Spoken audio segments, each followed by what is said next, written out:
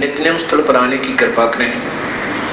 सत साहिब बंदी छोड़ कबीर साहिब की जय। बंदी छोड़ गरीबदास जी महाराज की जय। स्वामी रामदेवानंद जी महाराज की जय। बंदी छोड़ सतगुरु रामपाल जी महाराज की जय। सर्व संतों की जय। सर्व भक्तों की जय। धर्मी पुरुषों की जय। श्री काशी धाम की जय। श्री छुड़ानी धाम की जय। श्री करोता धाम की जय। सत साहिब ग्रीव नमो नमो सतपुर सकून नमस्कार गुरु के नहीं सुर नर मुनि जन साधवा संतों सर्व सुधी नहीं सतगुरु साहेब संत सब है दंडोतम प्रणाम आगे पीछे मध्य हुए तिनको जा कुर्बान नराकार निर्विषम काल जाल भंजनम निर्लेपम निज नीरगुणम अकल अनुभव सोनम सोहम श्रुति समाप्तम सकल समाधान अम्बे परवाह था है वार पार नहीं मत तुम ग्रीव जो सुमर सिद्ध होई गणनायक गलता ना करो सोई पारस पद परवाना आज गणेश मनाऊं गणनायक देवन देवा चरण कमल लाऊं आद्य अंत कम सेवा ब्रह्म शक्ति संगीतम रिद्धि सिद्धि दाता सोई अविगत गुण अतीतम सत्य पुरुष निर्मोही जगदम्बा जगदीशम मंगल रूप मुरारी तन मन अर्पण शीशम भक्ति मुक्ति भंडारी सुर नर मुनि जन जावे ब्रह्मा विष्णु महेशा शेष सहस मुख गावे पूजय आदि गणेशा इंद्र कुबेर सरीखा वरुण धर्म राय जावे समर्थ जीवन जी का मन इच्छा फल पावे 33 कोटि अधारा जावे सहस 88 उतरे भव जल पारा कट है यम की फांसी 33 कोटि अधारा जावे सहस 88 उतरे भव जल पारा कट है यम की फांसी। सत साहिब परम पिता परमात्मा पूर्ण ब्रह्म सारी सृष्टि के रचनहार कबीर देव जी अल्लाहु अकबर हक्का कबीर आलम बड़ा कबीर ये सर्व सृष्टि रचनहार परमेश्वर है। ये हम सब जीवात्माओं का जनक पिता है। यही परमात्मा चारों युगों में अपने सतलोक निज धाम से तीसरे मुक्ति धाम से गति करके चल के आते हैं। हम काल जाल में फंसी हुई भोली आत्माओं को सतलोक में होने वाले सुख और यहाँ पर आप उठा रहे दुख, इन सब का तुलनात्मक तरीके से ज्ञान कराते हैं और हमें बताते हैं कि तुम यहाँ के रहने वाले नहीं हो। ये पृथ्वी 21 ब्रह्मांड समझो और इन ब्रह्मांडों में से ये पृथ्वी जहाँ आप अस्थायी निवास कर रहे हो, ये सारी कैद है, ये परिजन है, जेल है। और इस जेल से आप कैसे मुक्त हो सकते हो, इसका ज्ञान कराने के लिए परमेश्वर स्वयं आते हैं। जिसको हम भगवान मानते रहे अब तो नहीं मानते, और जिसको वेद ब्रह्म कहते हैं। श्रीमद् भगवत गीता में जो अपने आप को कहता है मैं काल हूँ, 11वें अध्याय के 32वें श्लोक, जो श्री कृष्ण जी के अंदर प्रवेश करके बोल रहा है, इसको हम परमात्मा कहा करते थे, अपना स्वामी मानते थे और इसकी महिमा किया करते थे। कि परमात्मा ने हमारे को कितना सुख दिया है, कैसी अच्छी पृथ्वी दी है, कैसे मनोहर झरने बनाए हैं, पृथ्वी के अंदर मीठा और खारा जल बनाया है, कैसे रोक रखा है, कितने अच्छे पदार्थ दिए हैं, काजू किस्मत सेब संतरे और ये सब बाजरा ज्वार गेहूँ कनक सारी, और कितनी अच्छी हवा चलती है, कैसे मौसम बनाए हैं, कैसे दिन रात बनाए हैं। लेकिन हम इन खूबियों से हम इसको भगवान मान रहे थे। अब परमेश्वर कबीर देव जी ने, कबीर साहब ने आकर के बताया कि इस झूठे सुख को सुख कहे, यो मान रहा मनमोद, ये सकल चबीना काल का, कुछ मुख में कुछ गोद। ये परमात्मा जो हमारे पिता हैं, सबके जनक हैं, जो हमें इस काल की कैद से छुड़वाने की विधि बताने आते हैं, ज्ञान बताने आते हैं, यही परमात्मा सन 1398 संवत 1455 ज्येष्ठ सुदी पूर्णमासी को अपनी महिमा अनुसार, अपनी लीला अनुसार, विधान अनुसार जो प्रत्येक युग में लीला करते हैं, ये सतलोक से तीसरे मुक्ति धाम से चलकर आए, एक शिशु रूप धारण किया। और जैसा कि परमेश्वर की महिमा में लिखा है कि वो जंगल में, वन में, किसी सरोवर में, तालाब में कमल के फूल पर आकर विराजमान होते हैं, जिस कारण से वो नारायण कहलाते हैं। नारायण का अर्थ होता है जल पर निवास करने वाला। वो परमात्मा स्वयं चलकर आए, एक शिशु रूप धारण किया, कमल के फूल पर विराजमान हुए। इनके प्रत्यक्ष दृष्टा महर्षि रामानंद जी के शिष्य थे, और एक नीरू नीमा नाम के जुलाहा दंपति, जुलाहा पति पत्नी, वो निसंतान थे। स्नान करने के लिए प्रतिदिन वो उसी सरोवर पर सुबह सुबह जाया करते थे। नवजात शिशु को प्राप्त करके भगवान का शुक्र करते हुए घर ले आए। वही परमात्मा थोड़े से बड़े हुए, 5 वर्ष की आयु से ही अपने जिस उद्देश्य को लेकर आए उसको प्रारंभ किया। बड़े बड़े विद्वानों के छक्के छुड़ा दिए। तत्व ज्ञान के सामने उसमें के मंडलेश्वर टिक नहीं सके।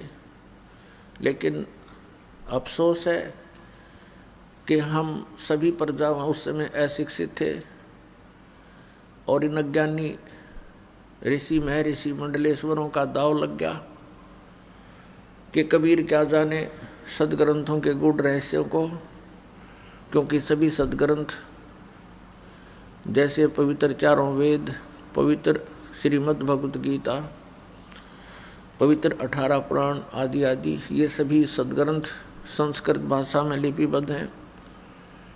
और परमेश्वर कबीर देव जी अक्सर ज्ञान नहीं रखते, और वो मंडलेश्वर नकली कहा करते कि कबीर जी को अक्सर ज्ञान नहीं है, इसलिए वेदों को ये क्या जाने, क्या समझे पुराणों को, जिस कारण से आज तक ये अज्ञान बना रहा। शास्त्र विधि त्याग कर मनमाना आचरण ये अज्ञानी ऋषि महर्षि करवाते रहे। स्वयं भी पाप के भागी नरकगामी हुए, 84 लाख योनियों में कष्ट उठाए, और हमारे पूर्वजों को भी इन्होंने उसी गड्ढे में डाल दिया। पुण्यात्माओं, उस परमेश्वर कबीर देव जी जिसको धाणक कहा करते थे, जुलाहा कहा करते थे, उसने आकर के हमें बताया कि तुम कहाँ फंसे पड़े हो, कुछ विचार करो पुण्यात्माओं। परमेश्वर कहते हैं मात पिता मेरा नाही, ना मेरे घर दासी, और जुल्हे का सुत आन कहाया, जो जगत करे मेरी हंसी। परमात्मा कहा करते थे, ना हम जन्मे ना गर्भ बसेरा, ना हमारा कोई जन्म हुआ, ना हम किसी गर्भ में रहे, और हम सतलोक से चलकर आए, काटन यम की फांसी। अब परमात्मा की इन बातों पर विश्वास किसी को नहीं हो रहा था, क्योंकि हमें अक्षर ज्ञान नहीं था। और ये शिक्षा इस मनुष्य जीव की सबसे बड़ी शत्रु है। हम भले इसको बड़े गर्व के साथ मानते हैं कि शिक्षा नहीं है तो पशु के समान जीव है, नहीं। ऐसे कहने वालों को सबसे पहले ये सोचना चाहिए कि आपके माता पिता क्या पशु थे जिन्होंने कभी शिक्षा ग्रहण नहीं की, और उनका कितना नेक आचरण था, कितने नेक विचार थे, कैसी सद्भावना उन लोगों में थी। और आज के मानव को तोल कर देखो उन महापुरुषों के साथ जिनको शिक्षा नहीं थी। इन शिक्षा से बिगड़े हुए व्यक्तियों को अब सुधारना कितना कठिन हो गया है। अभिमान का अंत नहीं, जरा सी पोस्ट किसी को मिल जा धरती तोल देता है, आगा पीछा नहीं देखता पाप करते समय। तो इस शिक्षा का सबसे बड़ा हमें लाभ हुआ है कि हम इस शिक्षा से परमात्मा पहचान सकते हैं। इसलिए ये परमात्मा ने ये विष हमारे को 3 युगों में नहीं खाने दिया, सतयुग त्रेता द्वापर तक। केवल एक ब्राह्मण वर्ग ही शिक्षा का अधिकारी होता था, अन्य अपने परंपरागत कर्म करते रहते थे, दादा ही काम किया करते थे और सुख से जीवन व्यतीत करते थे। राग द्वेष नहीं था, कपटता नहीं थी। जब से इस शिक्षा का दौर बढ़ा है तो उसी दिन से हमारे अंदर बहुत परिवर्तन हो गया। और अब ये शिक्षा अनिवार्य है, इसको ग्रहण करना चाहिए। प्रत्येक बच्चे और बूढ़े को पढ़ाइए ताकि वो अपने सदग्रंथों को पहचान कर भगवान पहचान ले। इसका सबसे बड़ा लाभ हमें अब होगा। अब भले ही मानव बिगड़ गया है, क्योंकि दास का जन्म 8 सितंबर 1951 को हुआ। उस समय तक शिक्षा नाम मात्र भी नहीं थी। बहुत ही हजारों में कोई 2-4 शिक्षा ग्रहण किया करते थे। और उसके बाद ये शिक्षा का ऐसी बाढ़ आई, क्योंकि परमात्मा ने ये शिक्षा देनी थी। ये कंप्यूटर और ये इंटरनेट बनवाने थे ना, ये जीव नहीं बना सकता इनको। ये भूल है मानव की, ये नहीं सोचा मैंने ये ऐसी खोज करके ऐसे इंस्ट्रूमेंट बना दिए। ये गॉड गिवन ज्ञान है, गॉड गिवन विज्ञान है, नॉलेज है। और इसका उद्देश्य क्या था परमात्मा का, कि जब परमेश्वर 600 वर्ष पहले आए थे, सन 1398 से 1518 तक 120 वर्ष रहे भगवान यहाँ पर, तो वो तो मालिक थे, सर्वशक्तिमान थे। एक दिन में हजारों स्थानों पर अपने अन्य रूप बना करके बहुत चोले धार के और जगह जगह प्रचार किया करते थे। लाखों की संख्या में उनके अनुयायी बन गए थे। अब कोई भी संत इतनी सिद्धि युक्त नहीं है। अगर किसी में थोड़ी बहुत सटोर कर भी ली किसी ने तो जल्दी फ्यूज हो जाता है, कुछ दिनों के बाद उसमें क्रिया नहीं रहती। जिस कारण से परमात्मा ने ये मीडिया बनवाया, और मीडिया भी अपने दायित्व से दूर भाग रहा है, सत्य को सामने लाने में कतराता है, असत्य के ढोल पीटने में अपना गौरव समझता है। और ये सब कुछ परमात्मा ने अपने प्यारे बच्चों को, अपनी प्यारी आत्माओं को इस तत्व ज्ञान समझाने, घर घर पहुंचाने के लिए दिया था। पिछले 3 युगों में देखो, ना कोई सड़कें होती थी। एक रेडू में, जिसको रथ बोलते थे, 6 खच्चर जोड़ के, ये घोड़े जोड़ कर निकाला करते थे। क्यों? उनको कहीं से निकाल ले जाते, ना सड़क थी, गड्ढों में से, कांटों में से कहीं से निकाल लेकर अपना पहुंच जाते थे। अब कितना प्रत्येक व्यवस्था सुचारू है, सड़कें हैं, गाड़ियां हैं, एरोप्लेन हैं, यानी बहुत कुछ हमने इस विज्ञान से प्राप्त किया, लेकिन एक विज्ञान ये तत्व ज्ञान है। इस विज्ञान के सामने सभी विज्ञान व्यर्थ हैं, यूजलेस हैं। और इस विज्ञान को हम छोड़कर केवल अपने पेट रोजी रोटी के तक सीमित जो वस्तु है उसी पर सारा जीवन व्यर्थ कर रहे हैं। इसके साथ साथ परमात्मा की भक्ति अनिवार्य है। तो जैसा कि प्रसंग चल रहा था, परमेश्वर कबीर जी ने आकर के हमें ये ज्ञान दिया, ये बताया कि तुम यहाँ काल के जाल में फंसे हुए हो, ये तुम्हारा ठीक ठिकाना नहीं है, आप मुझे पहचानो। और उसके लिए बताया करते थे कि जिस क्रिया को तू करते करते सारा जीवन व्यर्थ कर देता है, ये तेरे साथ नहीं चलता।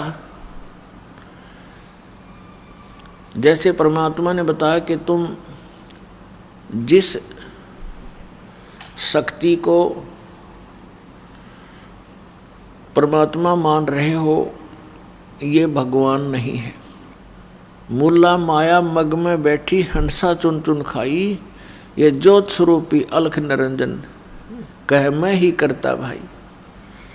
एक न करता दो ना करता, ये 9 बना दिए भाई, और 10वां भी धुंधर में मिल जा सत कबीर दुहाई। क्या बताते हैं कि ये ज्योत निरंजन काल कहता है मैं ही भगवान हूँ और कोई परमात्मा नहीं है। जैसा कि शिव पुराण विद्वेश्वर संहिता के अंदर ये काल भगवान कहता है इन ब्रह्मा और विष्णु को कि पुत्रों, तुमने अभिमानवश अपने आप को ईश मान लिया, भगवान मान लिया, तुम भगवान नहीं हो।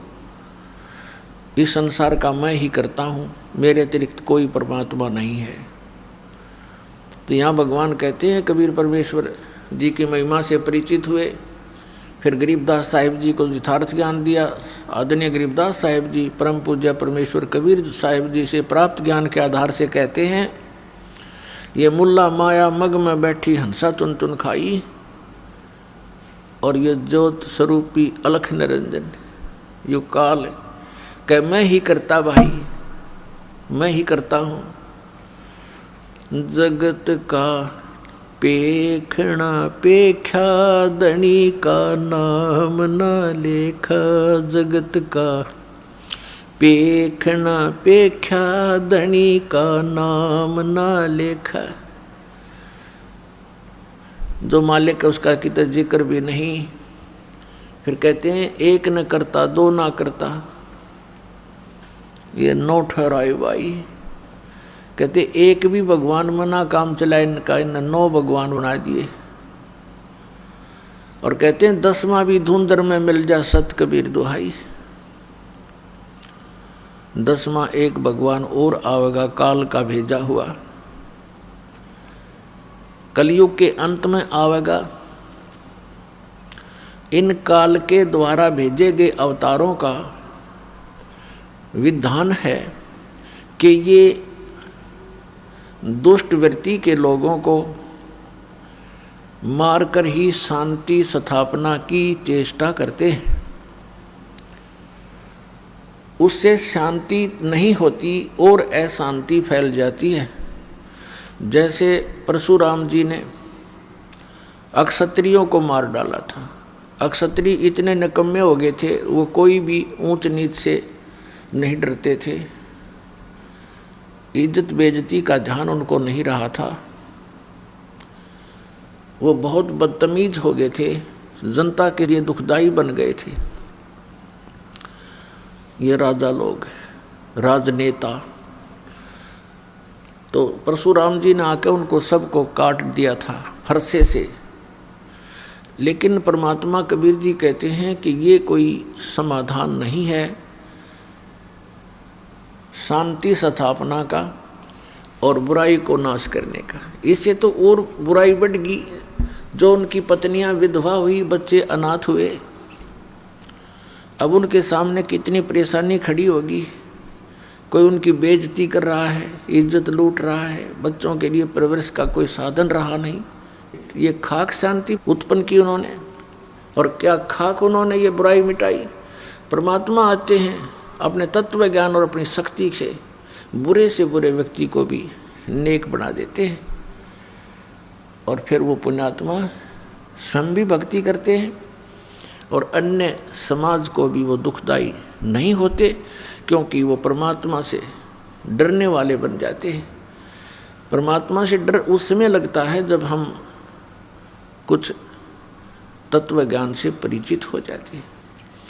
तत्व ज्ञान से परिचित होने के बाद परमात्मा कहते हैं तुमने उस दरगाह का मैल नहीं देखा और धर्मराज के तिल तिल का लेखा, कि तुम यहाँ गलतियाँ करते हो, रिश्वत लेते हो, किसी को सताते हो, अपने से निर्बल को तंग करते हो।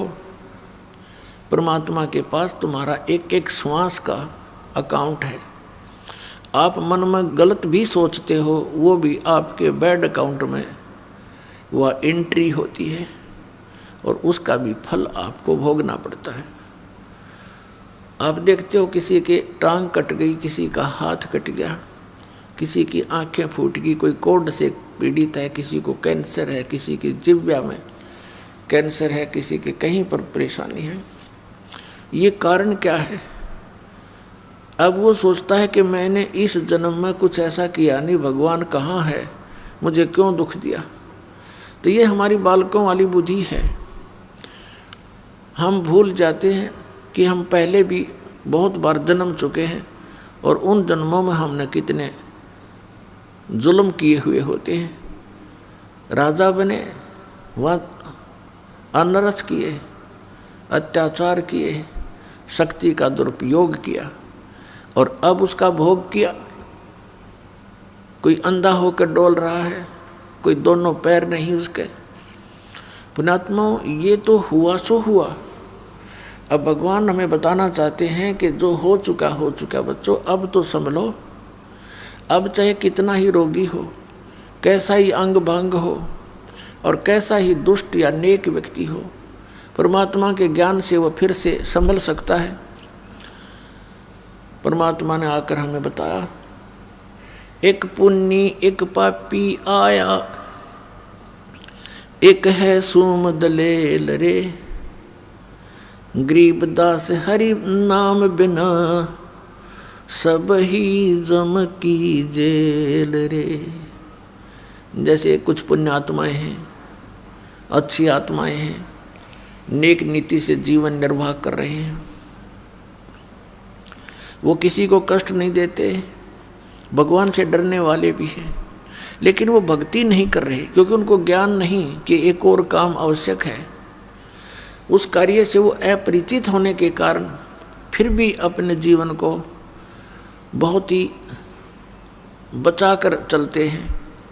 और एक व्यक्ति दूसरा उसके साथ है, शराब भी पीता है, चोरी भी करता है और भी बदमाशी करता है और वो भी अपना जीवन जी रहा है।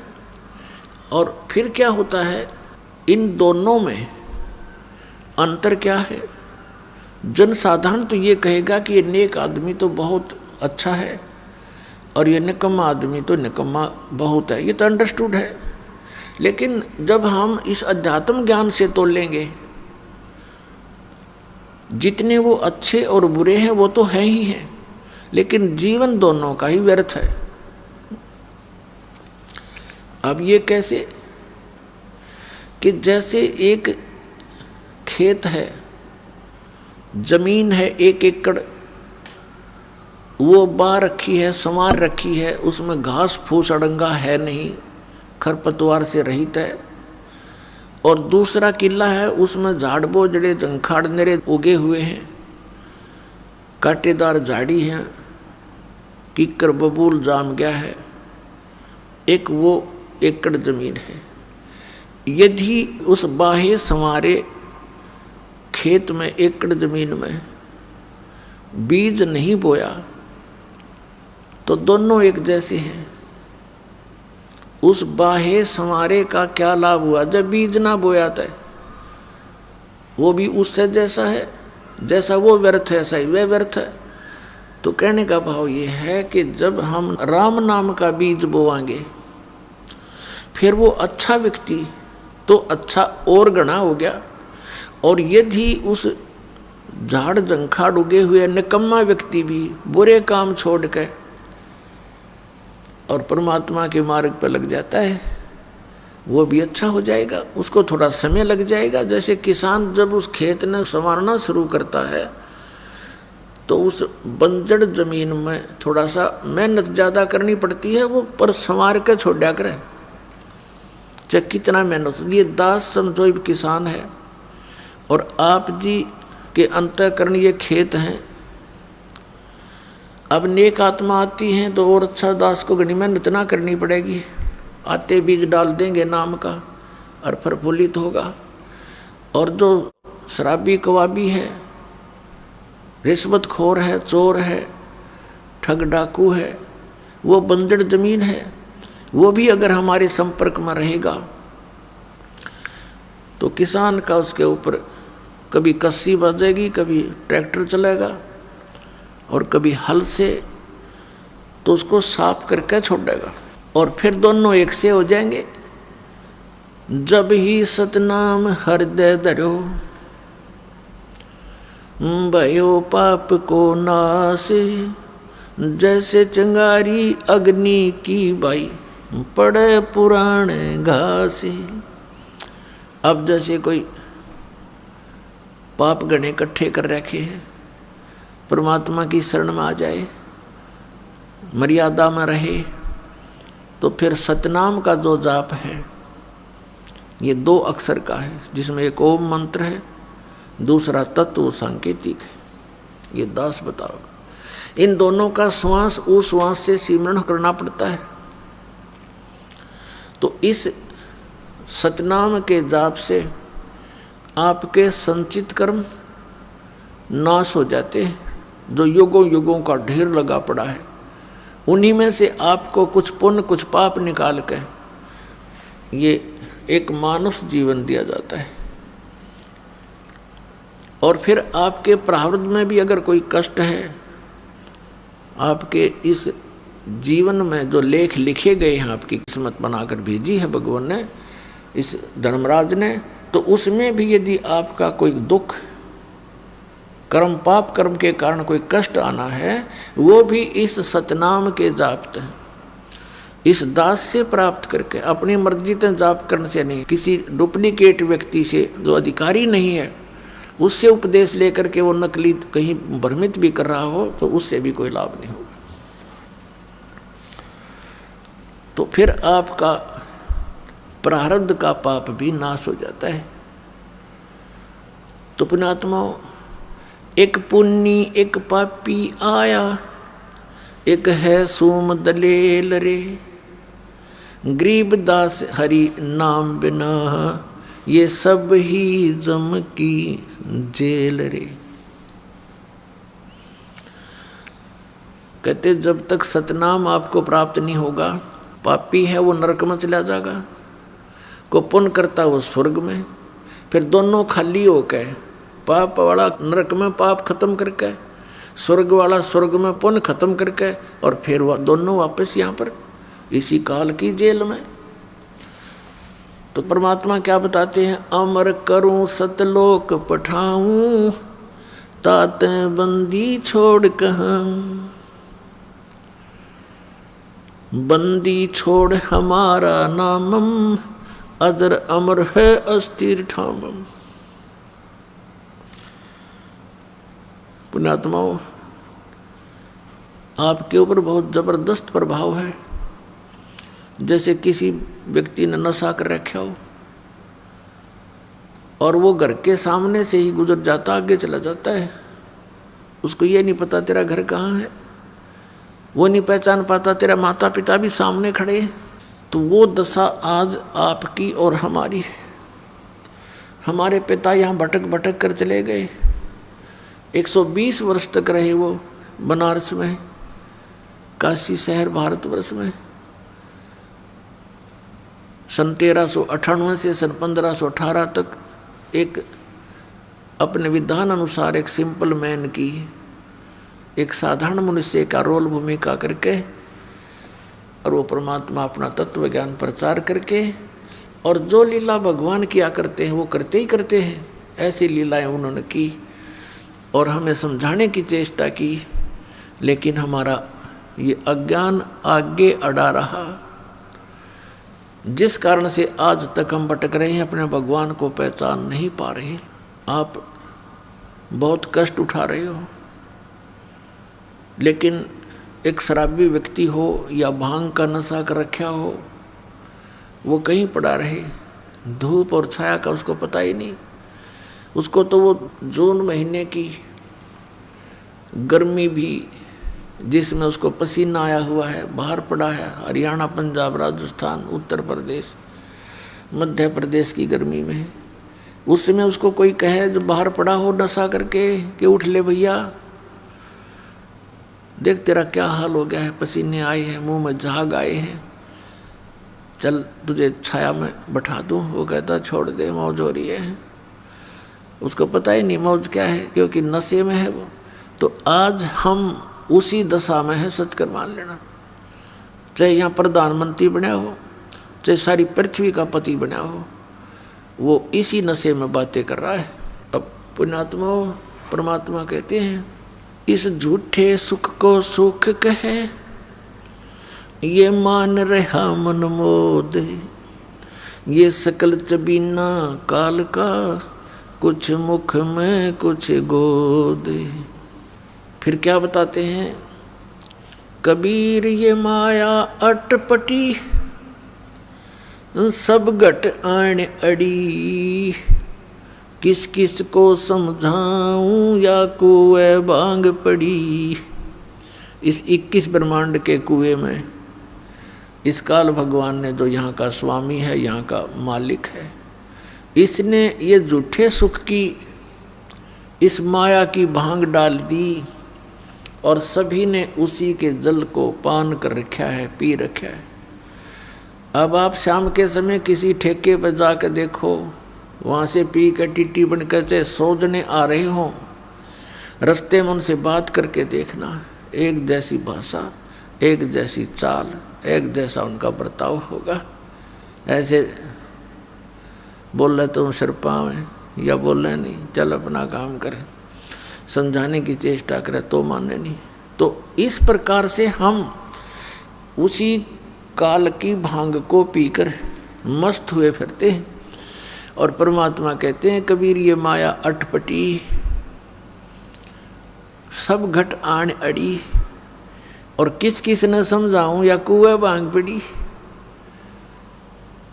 लेकिन फिर कितने दयालु हैं, एक शराबी को समझाना कितना कठिन हो जाता है, पूरे परिवार के नाक में दम कर देता है। और हम सारे भांग पिए पड़े, और फिर हमें समझाने के लिए हमारे पिता आते हैं, क्योंकि अपने का दुख अपनों को ही होता है। इस काल यहाँ का जो भगवान है, इसको भगवान कहते हैं, भगवान उसे कहते हैं जो दुख ना दे, केवल सुख दे। ऐसे जुल्म कहर हमारे ऊपर टूट रहे हैं, बरस रहे हैं, और फिर हम कहते हैं ये बड़ा भगवान है, ये अच्छा भगवान है। किस लिए भगवान माना हमने, कि देखो कितने अच्छे काजू किस्मत सेब संतरे फलदार वृक्ष हमें दे रखे, फल दे रखे, और ये इतनी बड़ी पृथ्वी पर कैसे बाग बगीचे बना रखे हैं। ये किस लिए बना रखे हैं? और आपको फिर वो भूल जाते हो कि आप किसी का बेटा मर गया, किसी की बेटी मर गई। पीछे सी समाचार पत्र में पढ़ने को मिला, यहाँ बच्चे बता रहे थे कि एक परिवार ने मन्नत मानी, किससे? बालाजी से। उनका पुत्र हो गया, और उस पुत्र के केस उतरवाने के लिए, मत्था टिकवाने के लिए उस बालाजी में जा रहे थे। 4-5 सदस्य थे, 7वां छोटा सा लड़का था, 3 महीने का। रास्ते में दुर्घटना होगी, वो बच्चा बच गया और वो सारे मर गए। बताया खाक मन्नत दी उसने, किसने दी? ये भी भूल है हमारा कि उसने पत्थर ने दे दी, उस बालाजी ने दे दी। एक भक्त सुना रहा था, बोला जी हम पहले तो भूलमय थे। उसने एक उदाहरण दिया कि एक भगत हनुमान जी की पूजा कर रहा था, हनुमान जी वहाँ प्रसन्न हो गया, आ गया, बोल भाई क्या मांगता है? नो बोला जी बढ़िया से सूट दे, मेरा तो कपड़े को नहीं। नो बोला भाई मैं आप लंगोट में रहूँ तो न कितने थान दूंगा। हनुमान जी ने कहा भले आदमी तो भगवान की भक्ति करे, मैं भी भगवान की भक्ति करूँ, मन भी कर दे, क्यों दुखी कर रहा है मेरे को। तो पुण्यात्मा हम बिना ज्ञान के डले ढो रहे थे। अब इस तत्व ज्ञान से हमें पता चला। क्या बताते हैं गरीबदास साहब जी कि जगत का पेखना पेख्या धनी का नाम ना लेखा। जगत का पेखना पेख्या धनी का नाम ना लेखा। जैसे ये दास पहले हनुमान जी का कट्टर पुजारी था, जैसा लोक वेद सुन रखा था हमने, क्योंकि आत्मा भगवान के बिना रह नहीं सकती। पुण्यात्माओं, यहाँ चाहे कोई करोड़पति हो, चाहे अरबपति, चाहे खरबपति हो, और चाहे सारी पृथ्वी का पति हो, और उसको संतान भी हो, संतान उसकी नेक भी हो, पर संतुष्टि नहीं हो सकती। आत्मा में प्रसन्नता नहीं हो सकती, क्योंकि आत्मा को उस सुख की आवश्यकता है जो यहाँ पर है नहीं, और उस सुख को प्राप्त हुए बिना ये संतुष्ट हो नहीं सकती। फिर इसको ये भी पता है कि भगवान आकर बताते हैं स्वयं अपनी महिमा। अब कबीर परमात्मा कहते हैं, धर्मदास सुन अमर कहानी, अपनी महिमा हम आप बखानी। कि अपनी महिमा मैंने आप बतानी पड़े आकर के। इस मेरी महिमा का बताने वाला इस पृथ्वी पर कोई 21 ब्रह्मांड में नहीं छोड़ रखा, इसलिए किसी को याद ही नहीं रहा। सबको भांग पिला रखी है, सबके 3 इंजेक्शन लगा रखे, तीनों गुण इनके ऊपर प्रभावी है। इनको सो दिए को ना, इनको जितना दिखा ये बेटा बेटी कार कोठी आगे कुछ दिखाई नहीं देता। इन बोली आत्माओं को इतना बांध दिया इनकी बुद्धि को। तो क्या बताते हैं कि अपनी महिमा मैंने आप ही आके बतानी पड़ी। तो इस परमात्मा के से प्राप्त ज्ञान के आधार से हमें फिर दिखाई देने लगा। जैसे ये दास पहले हनुमान जी का पुजारी था, लगातार 25 वर्ष तक, यानी 10-12 वर्ष का ये दास ऐसे अपने साथी विद्यार्थी से सुनकर कि हनुमान चालीसा का 7 बार पाठ करना चाहिए प्रतिदिन, और श्री कृष्ण भगवान परम शक्ति है। वो ब्राह्मणों का लड़का था, और हम ऐसे कुल में जन्म लिया हुआ था। अच्छे आदमी सारे थे, लेकिन राम नाम का आसपास नहीं थे। राम की तो दिन में चर्चा भी नहीं चला करती, दिन रात में कभी भी अपना पेट भरने के धंधे में जुड़े रहते, हमें भी जोड़े रहते। तो उससे थोड़ा पता लगा, एकदम आत्मा उभरी। तो जैसा लोक वेद सुना था उसके आधार से दृढ़ होकर लगे। कोई गुरु नहीं, लेकिन चाह भगवान की घड़ी गीता जी का पाठ करने लगे। विष्णु भगवान श्री कृष्ण भगवान को इष्ट, फिर हनुमान जी याद आ गए, हनुमान जी इष्ट, फिर और कोई शंकर भगवान की महिमा सुनी, वो भी इष्ट। यानी हमने 36 खत्म कर रखे थे, लाभ कुछ भी नहीं था। यदि पूर्व संस्कार से कोई हमें लाभ होता था, क्योंकि बच्चे पढ़ते हैं उनको तो यही बड़ी बात होती है कि वो परीक्षा में पास हो जाए। तो परीक्षा में पास होते थे। हनुमान जी की बाबा श्याम जी दादा लाई पूजा थी, उनका शुक्र मनाते, फिर श्री कृष्ण जी विष्णु जी का शुक्र मनाते, फिर श्री शंकर भगवान का शुक्र मनाते और खुश हो जाते। बस पास हो गए, फिर भूल जाते, अगली परीक्षा में फिर याद करते बस। और फिर जैसे वहाँ हुआ, फिर संतान की इच्छा होती है। हम संतान को सबसे पहले पुत्र प्राप्ति की इच्छा करते थे, अज्ञानता के कारण हमें ज्ञान नहीं था। लेकिन पुत्र और पुत्री में पुण्यात्माओं भूल का भेद मत करना। काल ने हमें यहाँ मूर्ख बनाकर पीड़ित करने के लिए, दुखी करने के लिए यहाँ इस तरह की गलत रीति रिवाजों में जोड़ रखा है। तो पुत्र उत्पन्न हुआ, बड़ी खुशी मनाई, नौकरी प्राप्त हुई, फिर भगवान के गुण गाए। अब पता चला कि जिन भगवानों को हम ये मान रहे थे कि ये हमें सब कुछ दे रहे हैं, वो ना कुछ दे सकते ना हमसे कुछ ले सकते। ये स्वयं स्वीकार करते हैं कि हम केवल नियमित कार्य ही कर सकते हैं, जिसके भाग में जैसा है पुण्य या पाप, हम उनको एज इट इज पूरा भुगवाना हमारा कर्तव्य है, उसमें कोई परिवर्तन नहीं कर सकते, अनुग्रह नहीं कर सकते। और श्री शिव पुराण के अंदर ये काल भगवान ब्रह्मा विष्णु और अपने पुत्र शिव को, शंकर को वहाँ संबोधित करता हुआ कह रहा है कि तुम सभी को अलग अलग विभाग दिए हैं, सतिथि, उत्पत्ति, संहार, लेकिन ये अनुग्रह तुम नहीं कर सकते किसी पर। अनुग्रह माने कृपा। तो फिर ये भगवान की से जब अनुग्रह नहीं कर सकते, हम दुखी हैं तो दुखी देखे जाएंगे, इनका भी कोई भी वश नहीं चलेगा, क्योंकि इनकी पावर से बाहर की बात है। तो हम इनसे ही ये सब लाभ मान रहे थे। तो यहाँ परमात्मा कहते हैं जगत का पेखना पेख्या धनी का कितना नाम ना लेखा। जो हमें सब कुछ दे रहा था, हमें सब कुछ उपलब्ध करा रहा है, हमारे दुखों का निवारण कर सकता है, उसका कहीं नाम भी नहीं, जिक्र भी नहीं। अब इस प्रकार से हम परमात्मा की भक्ति महिमा से अपरिचित होकर के ये सब क्रियाएं कर रहे थे और इन भगवानों पर आश्रित थे। कबीर परमेश्वर जी कहते हैं कि धर्मदास सुन अमर कहानी, हमने अपनी महिमा आप बखानी। क्या बताते हैं परमात्मा कबीर परमेश्वर जी? कबीर पीछे लग गया जाऊं था मैं लोक वेद के साथ, रस्ते में सतगुरु मिले भाई दीपक दे दिया हाथ। कबीर परमात्मा जी कहते हैं कि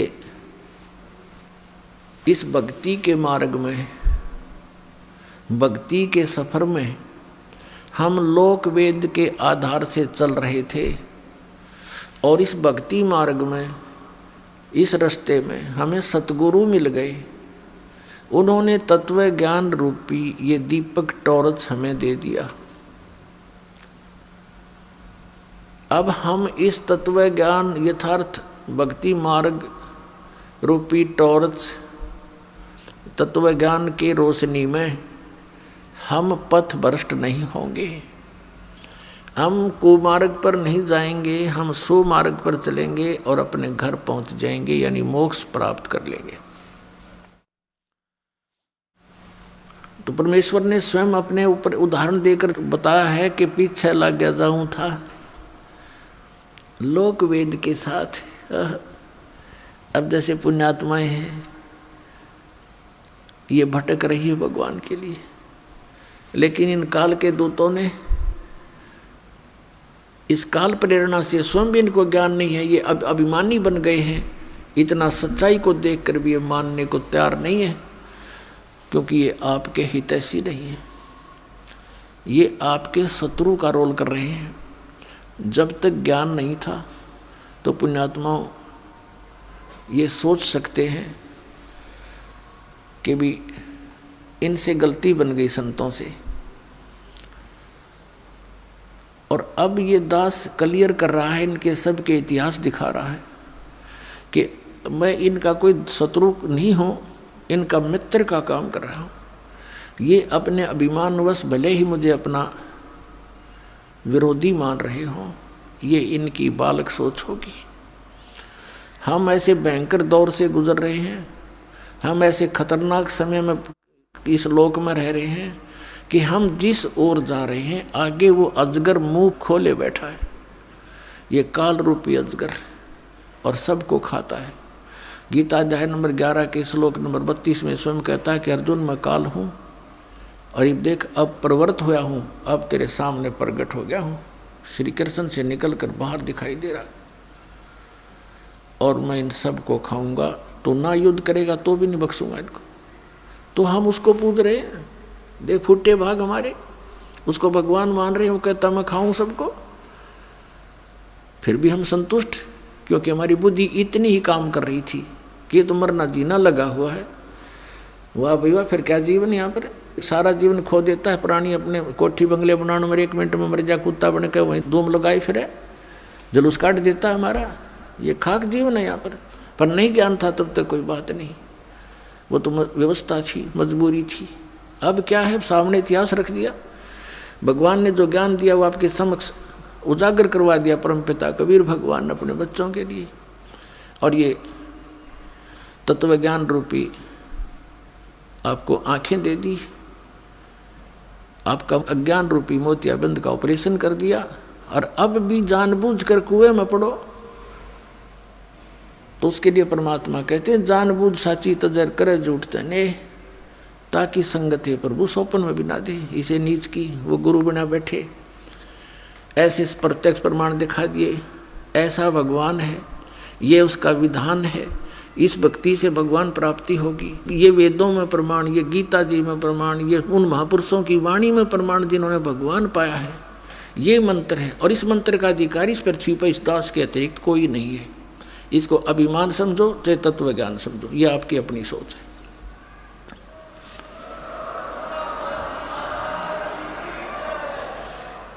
क्योंकि जिस समय परमेश्वर आए थे स्वयं 120 वर्ष या रह करके कलयुग में, उनके 64 लाख शिष्य थे, उनने किसी को उत्तराधिकारी नहीं बनाया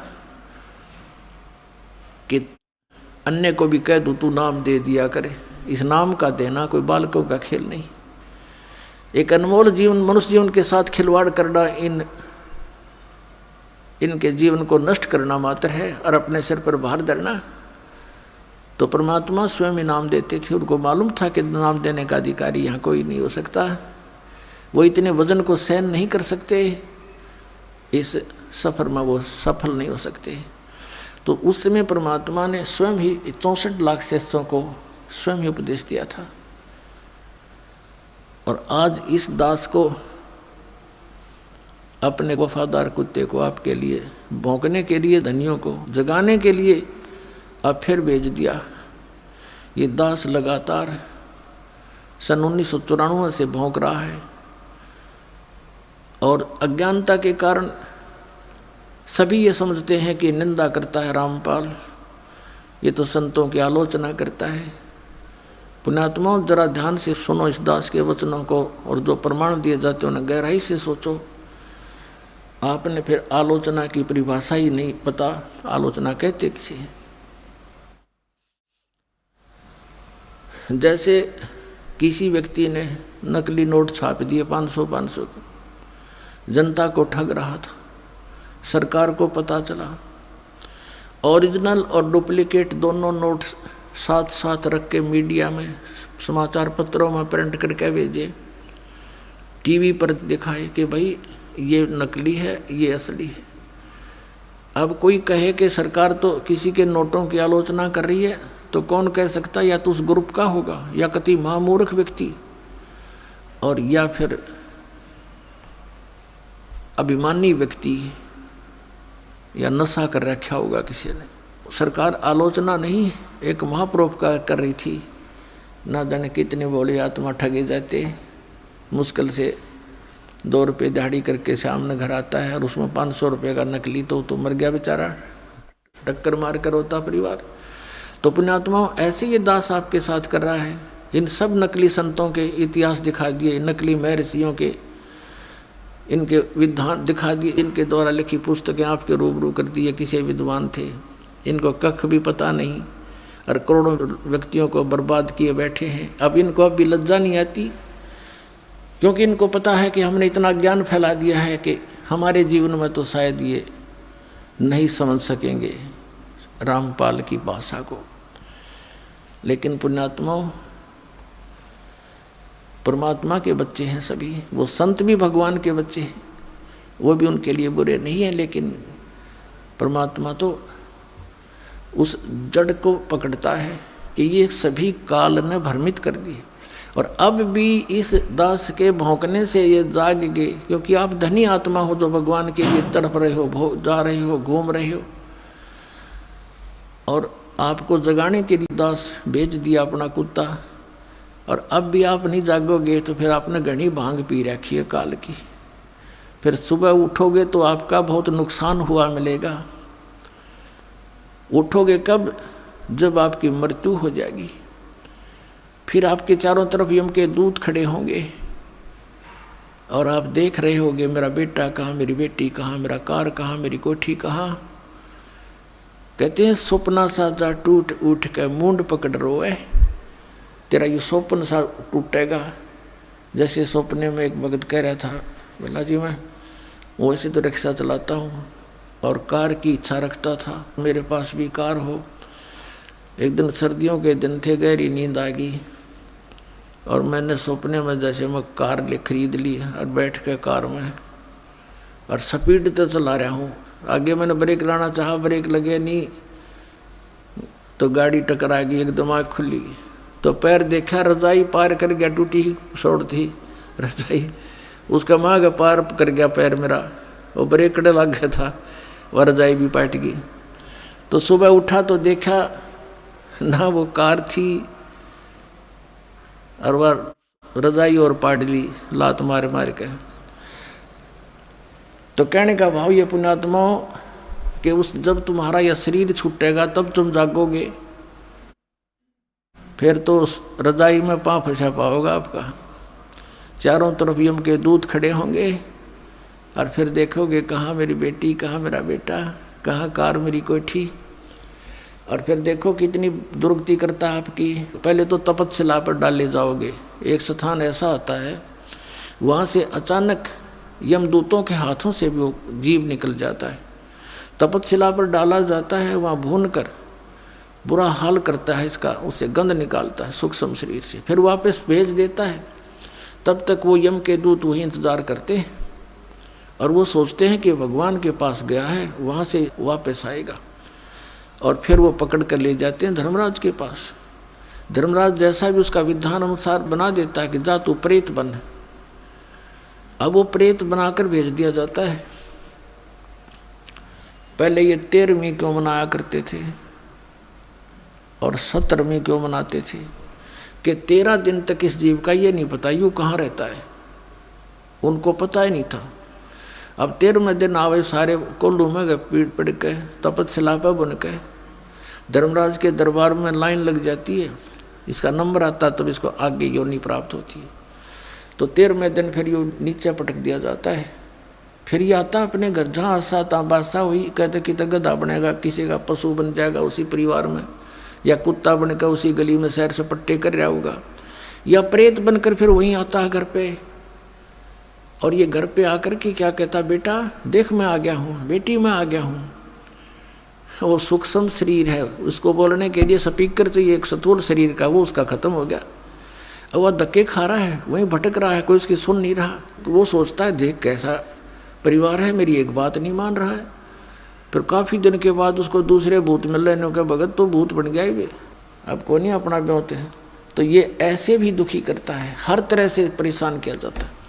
तो जो प्रसंग चल रहा है उसी पर आते। अब कहने का भाव ये है पुण्यात्माओं कि इस परमात्मा की सतभक्ति करने से आपने ना भूत बनना, ना 13वीं की जरूरत, ना 17वीं की आवश्यकता, ना फिर पिंड भरवाने। इन पिंड भरवाने के सारा लगे क्या फायदा मिलता है? नथिंग। परमात्मा कहते हैं भूत जुनी जहाँ छूट है पिंड दान करंत, गरीब दास जिंदा कहे नहीं मिले भगवंत। पिंड दान कर दिया, भूत की जुनी छूट गई, हर गधा बन गया, होगी मुक्ति है तेरे की।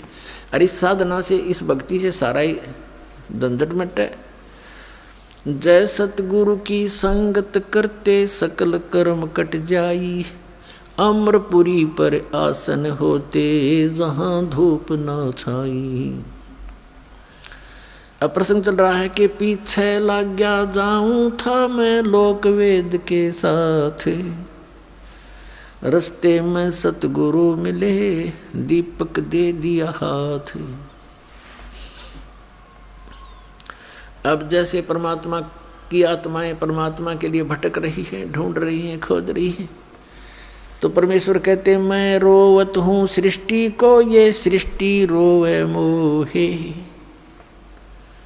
गरीबदास इस योग को समझ न सकता कोई। आदरणीय गरीबदास साहिब जी गांव छुड़ाने जिला झज्जर वाले, हरियाणा वाले, इनको परमात्मा मिले। आदरणीय नानक साहिब जी को मिले थे, आदरणीय गीसा साहिब जी को मिले थे, आदरणीय दादू साहिब जी को मिले थे।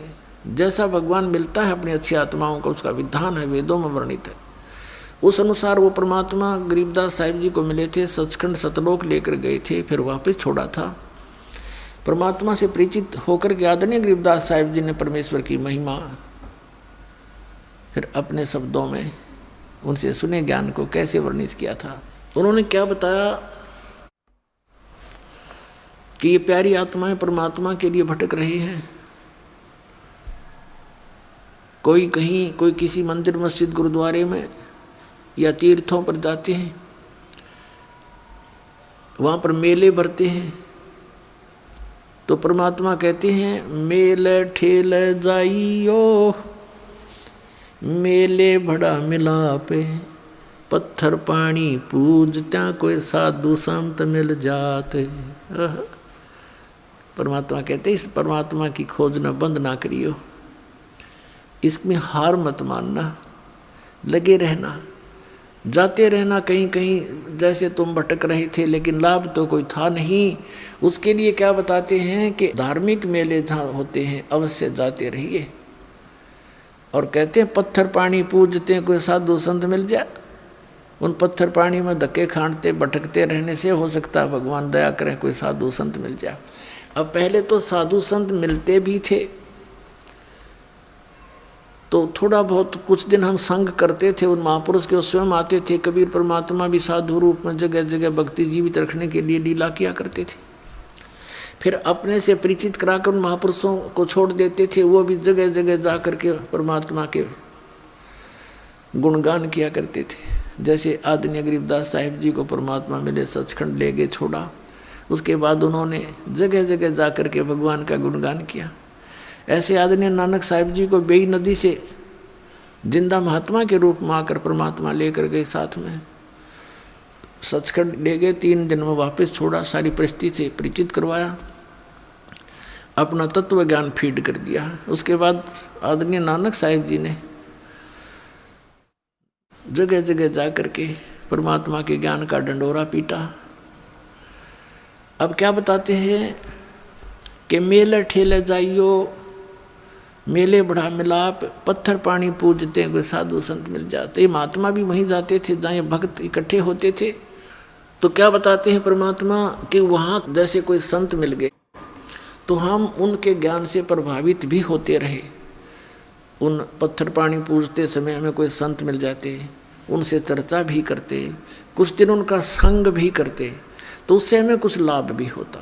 फिर हमें भ्रमित कर देता कोई अज्ञानी काल का दूत कि ये क्या जाने, जो ज्ञान तुम सुना रहे हो ब्रह्मा विष्णु महेश से ऊपर कोई शक्ति है, ये तो झूठा है, कोई प्रमाण नहीं। क्योंकि हम शिक्षित नहीं थे इसलिए हम भ्रमित हो गए। तो वहाँ परमात्मा के संत मिलने से भी हम व्यर्थ रहे, अपना जीवन व्यर्थ कर गए, हम लाभ से वंचित रहे। अब क्या बताते हैं परमात्मा, चारों युग में संत पुकारे और कूक कहा हम हेल रे, हीरे माणक मोती बरसे ये जग चुगता डेल रे। अब क्या बताते हैं परमात्मा कि चारों युग में मेरे संत पुकारे, जिनको मैं मिला, अपने ज्ञान से परिचित कराया और वापस छोड़ दिया। यहाँ पर उन्होंने चारों युगों में मेरी महिमा का गुणगान किया, ऊंचे स्वर में आवाज़ लगा लगा कर जगह जगह पर जा करके, और कहते हमने भी कूक कहा हम हेल रे, हेल माने हिला दे कर, ऊंची आवाज दे करके। और क्या बताया कि शास्त्र विधि त्याग कर मनमानी पूजा रूपी तुम कंकर इकट्ठा कर रहे हो, और हम सत साधना रूपी हीरे मोती आपके सामने बखेर रहे हैं। आप अनजानपने से इनको ना स्वीकार करके और ये आन उपासना रूपी कंकर पत्थर डले इकट्ठे कर रहे हो, डले ढो रहे हो। अब क्या बताते हैं, पर भी लेन जात है दुनिया, अमरा ज्ञान किने ना सुनिया। भगवान हमारे पिता हमारे बीच में खड़े होकर रो रहे हैं और कह रहे हैं कि पर भी लेन जात है दुनिया, हमरा ज्ञान किन्हें ना सुनिया। ये बोली आत्माएं कुंभ के मेले पर जो पर भी लगती है, वहाँ उस तालाब में स्नान करके मोक्ष मान रहे हैं, और हमरा ज्ञान किन्हें ना सुनिया। हमारा ज्ञान कोई सुनकर राजी नहीं, जिससे मोक्ष भी होगा और कहीं भटकना भी नहीं पड़ेगा।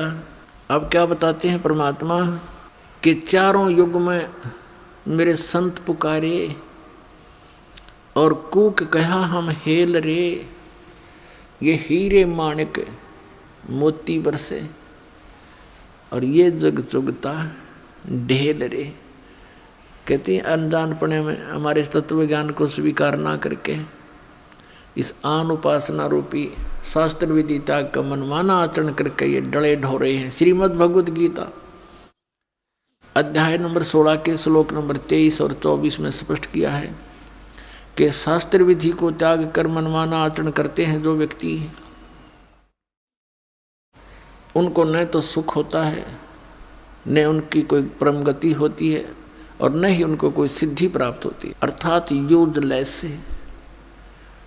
तो भक्ति तीन वस्तुओं को प्राप्त करने के लिए करते हैं, सुख हो, परम गति हो, हमें कुछ सिद्धि प्राप्त हो। सिद्धि के साथ ही हम सतलोक जा सकते हैं, लेकिन हम सिद्धि का दुरुपयोग यहाँ करने लग गए। ये साधु संत जो पहले जो महात्मा प्रसिद्ध हो गए, वो परमात्मा की भक्ति करके अपने टायर में हवा भर लेते थे और फिर अपने टायर से दूसरों में हवा भरने लग जाते। आप भी खाली और उनका काम चलना ना, उसको थोड़ी बहुत हवाते हैं। तो इस प्रकार वो सिद्धि दिखा दिखा कर उस सिद्धि को यही नाश कर जाते थे, अपनी भक्ति को। अब परमात्मा के इन मंत्रों में जो आपको दिए जाते हैं, इसमें कहते हैं 24 सिद्धि आ जाएंगे आपके अंदर, 24 सिद्धि।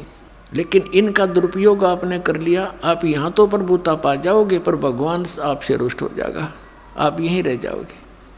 शब्द महल में सिद्ध 24, हंस बिछोड़े विश्व बीसा।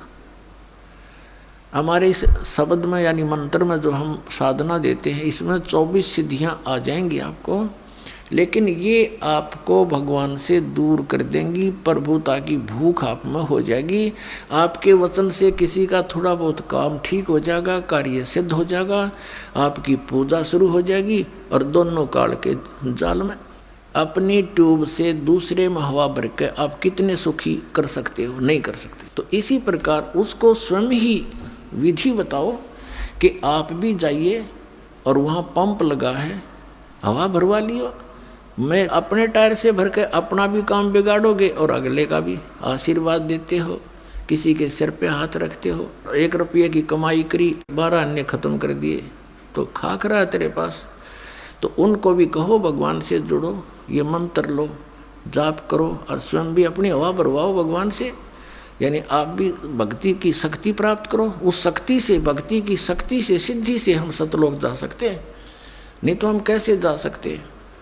तो उस सिद्धि को, यानी भक्ति को हम यहाँ नाश कर देंगे तो फिर सतलोक नहीं जा सकते। इसलिए इसको सटोर रखना है। और यहाँ खर्चने के लिए आपको अलग से विधि दी जाती है, जो प्रथम मंत्र है। और इन प्रथम मंत्रों में भी कुछ ऐसा मिश्रण किया है, परमात्मा ने दया बख्शी है। ये कंप्लीट कोर्स है मोक्ष प्राप्ति का। तो इसमें से भी आपका भक्ति अंश डिपॉजिट होगा, वो खत्म नहीं होता। जैसे पहले ये 5 नाम दिए जाते थे, जो अब आपको 7 दिए जाते हैं। तो इन 7 नामों के जाप से यदि उपदेश लेकर भी कोई व्यक्ति मृत्यु को प्राप्त हो जाता है, सतनाम उसको प्राप्त नहीं हो पाता है, तो भी उस व्यक्ति को तुरंत मनुष्य जीवन मिलेगा, गारंटीड बात है।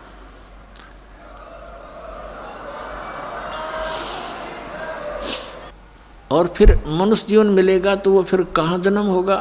भगत के घर पे है।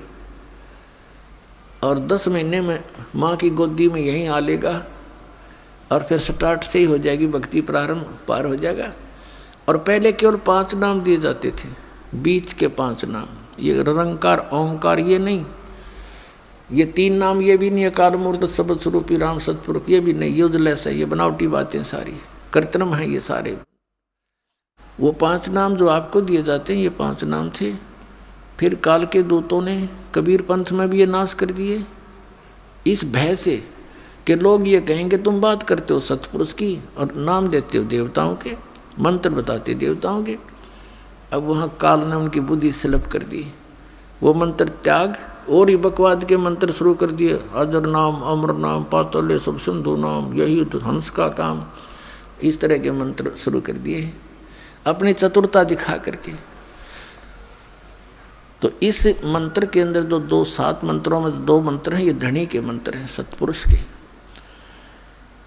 ये आपकी कमाई जबरदस्त बनती है इनसे भी, और ये कमाई आपको पुनर्जन्म दिला देती है, क्योंकि यहाँ नाम लेने के बाद लाभ से वंचित वही व्यक्ति रह सकता जिसको इस कबीर परमेश्वर पर विश्वास नहीं होगा।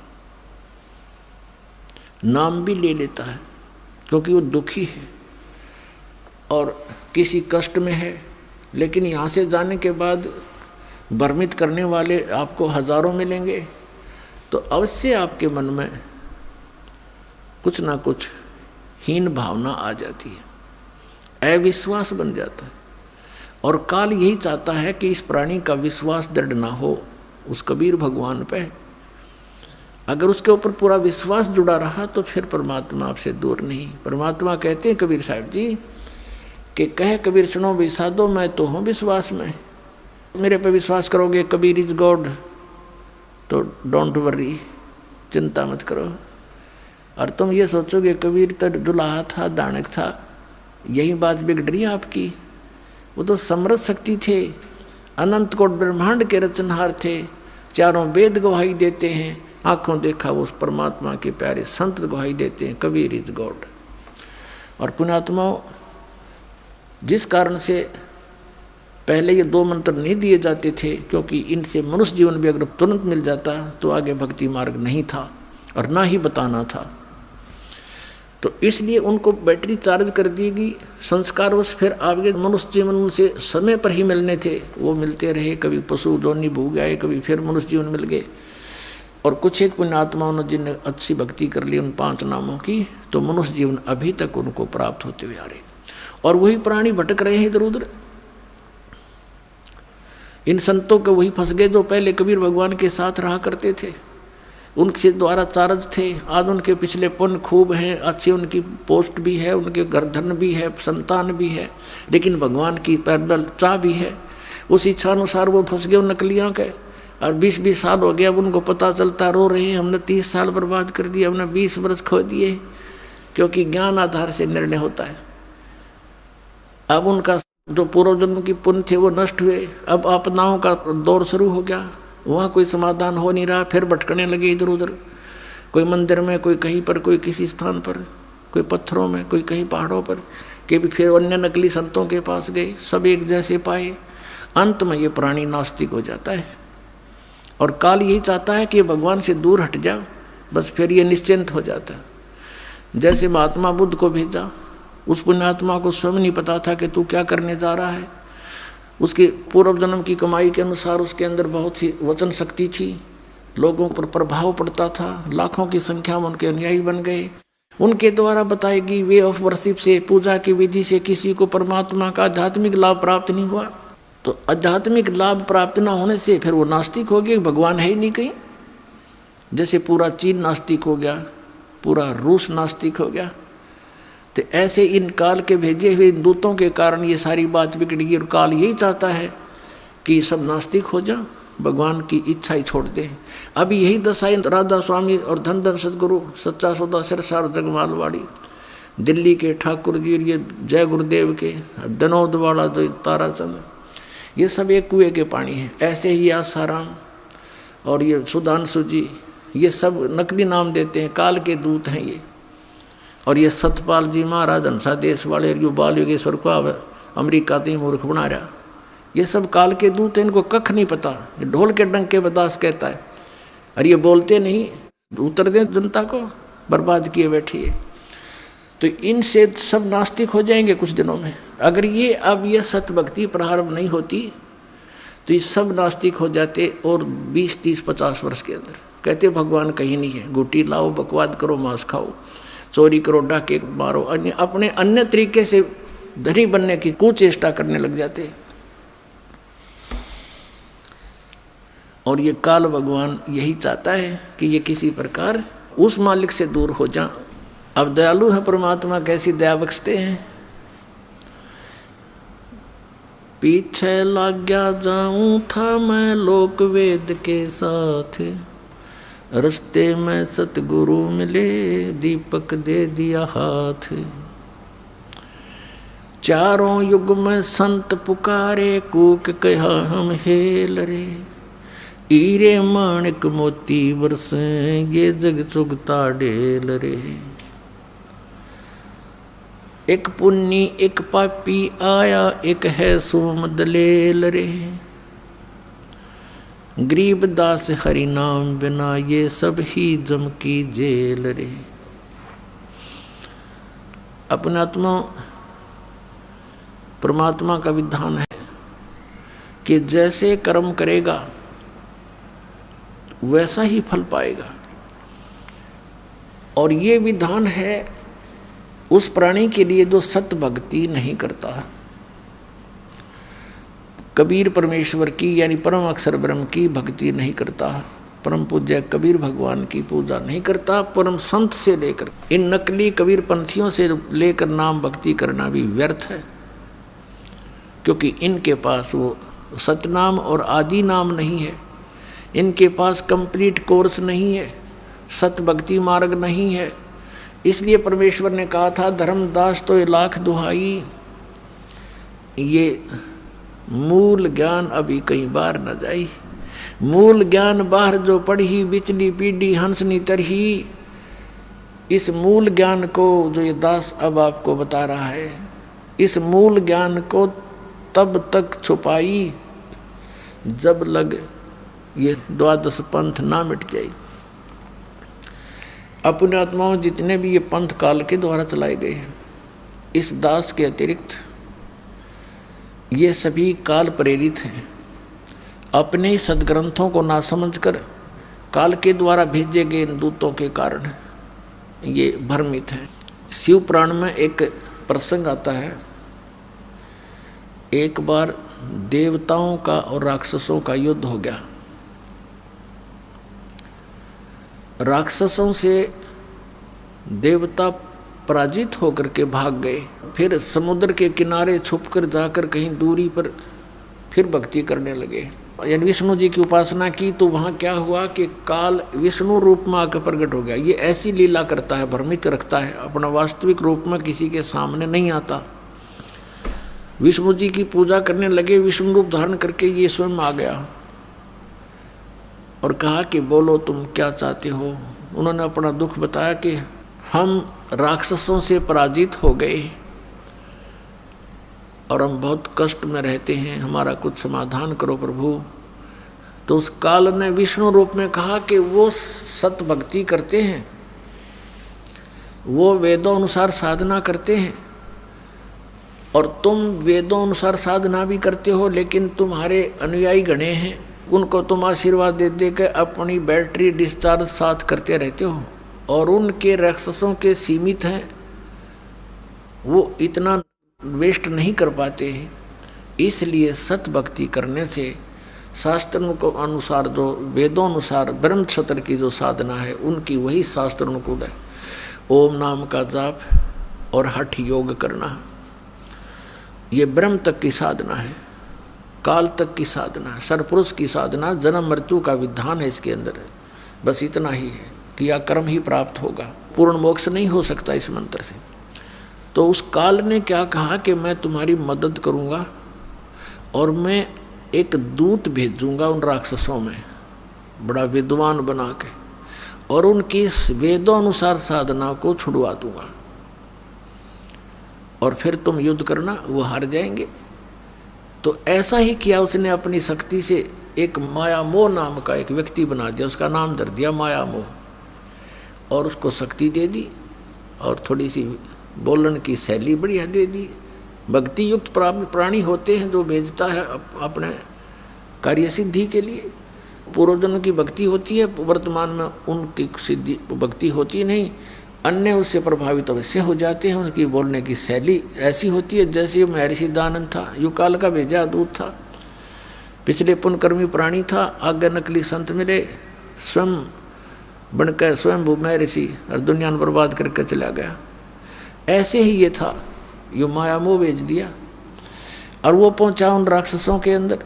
अब उनको लगा शिक्षा देने कि तुम जो भक्ति करते हो इससे क्या लाभ है, ऐसा है वैसा है, पता नहीं कितने प्रवचन करे, धारावाहिक बोलर, सबके छक्के छुड़ा दे बोलन में। हमने क्या करें, घना बोलने के तो भूसा भी बक जाया करे। तो कहने का भाव ये है कि उन सभी ने उस चतुर व्यक्ति, उस काल के दूत की बातों को मान लिया, अपने वेदों अनुसार सत साधना जो करते थे उसको त्याग दिया, और फिर वो डले ढूंढ लग गए जो वो मूर्ख बना गया और नकली। और फिर जब उनको पता चला देवताओं को, तो उन्होंने उनसे युद्ध कर दिया, तो राक्षस हार गए, देवता विजयी हुए। तो आज आपकी वो सतिथि होगी। इस काल ने कहा था, सतयुग में वचन हुए थे परमात्मा से, जो प्रथम बार मालिक आए थे सतयुग में, तो उसने कहा था भगवान 3 युगों में जीव ना ले जाना है, चौथा युग कलयुग आओ, जब आप कितने ही प्राणी ले जाइए, ये मुझ पर रहम कर दो। तो ऐसा परमात्मा ने तथास्तु कर दिया था, चल भाई ऐसा मैंने मान लिया। अब इसने यहाँ आकर कलयुग में किस प्रकार के धर्म बना दिए, कितने हमको बांट डाला और कितने नकली पंथ चला दिए। इस दास के आने से पहले सब ने कति डंडोरा पीट दिया, सबको घेर के बैठ गए। अब काल ने कहा था कि जब तुम अपना हंस भेजोगे, संत भेजोगे, अपना अंश भेजोगे, अपना कोई संदेश वाहक भेजोगे जोगजीत, उससे पहले मैं सभी प्राणियों को भक्तिहीन बना दूंगा, चरित्रहीन बना दूंगा और भिन्न भिन्न विभागों में बांट दूंगा। अन्य देवताओं की पूजा पर इतना दृढ़ कर दूंगा कि तुम्हारी फिर कोई सुनेगा नहीं। जाबेस से कहा जाना और समझा लेना कलयुग में आके। तो परमात्मा ने कहा था ठीक है भाई, और इसने ये भी कहा था काल ने कि भगवान आप जबरदस्ती ना करना, बलपूर्वक ना ले जाना किसी को, आप अपना ज्ञान देना, आपका ज्ञान माने आपके, मेरा ज्ञान माने मेरा, वो मेरे ही जाल में रहे, उनके साथ जबरदस्ती ना करना। परमात्मा ने कहा भाई ठीक है, बगैर ज्ञान के तो ये वहाँ से आ ही गए थे, फिर बगैर ज्ञान के तो फिर यही धक्के खाएंगे, ये मेरे साथ चल ही नहीं सकते। तो अब ये परमात्मा ज्ञान दे करके आपको ले जाएगा। अब जैसे इस ज्ञान के आधार से हम सतलोक जाएंगे, ये ज्ञान आपको दिया जा रहा है। तो इस ज्ञान की प्राप्ति के लिए आपको परमात्मा ने शिक्षित बनाना पड़ा। अब जो प्रसंग चल रहा है कि अब हम इतने बिगड़ गए और काल यही चाहता है कि तुम्हारा जब हंस आवेगा ये किसी की सुने नहीं। नकली संतों से पंथों से ये थक चुके होंगे और दूध का जला फिर छाछ को भी फूंक मारकर, लस्सी भी फूंक मारता है। तो काल ने सोचा था फिर कोई नहीं सुनेगा उनके हंस की, परमात्मा के संदेश वाहक की, सत मार्गदर्शन करने वाले की। काल ने सोचा था कोई नहीं सुनेगा। उसने कहा था कि बेशक जाओ जोग जीत संसारा, जीव ना माने कहा तुम्हारा, जीव तुम्हारा कहा ना माने और हमारी ओढ़ हो बाद बखाने। काल ने कहा था कि तुम्हारा कोई भी बात नहीं मानेगा और हमारी ओर हो करके, यानी हम काल के ज्ञान पर तुम्हारे साथ वाद विवाद करेंगे, तुम्हारी कोई नहीं सुनेगा। तब परमात्मा ने कहा था कि धर्मदास जी से बता रहे थे कि कहा था प्रभु फिर कैसे बात बनेगी दाता। अब तो आज कलयुग में तो सचमुच इसने हमारे कितने तो धर्म बना दिए और कितने हमारे को अज्ञान से भर दिया।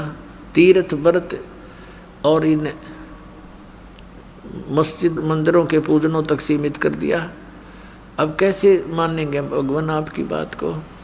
तो परमात्मा ने कहा था, धर्मदास एक समय आएगा कलयुग में, और उस समय अपना दास भेजेंगे हम, और फिर देखना मैं कैसे लीला करता हूँ।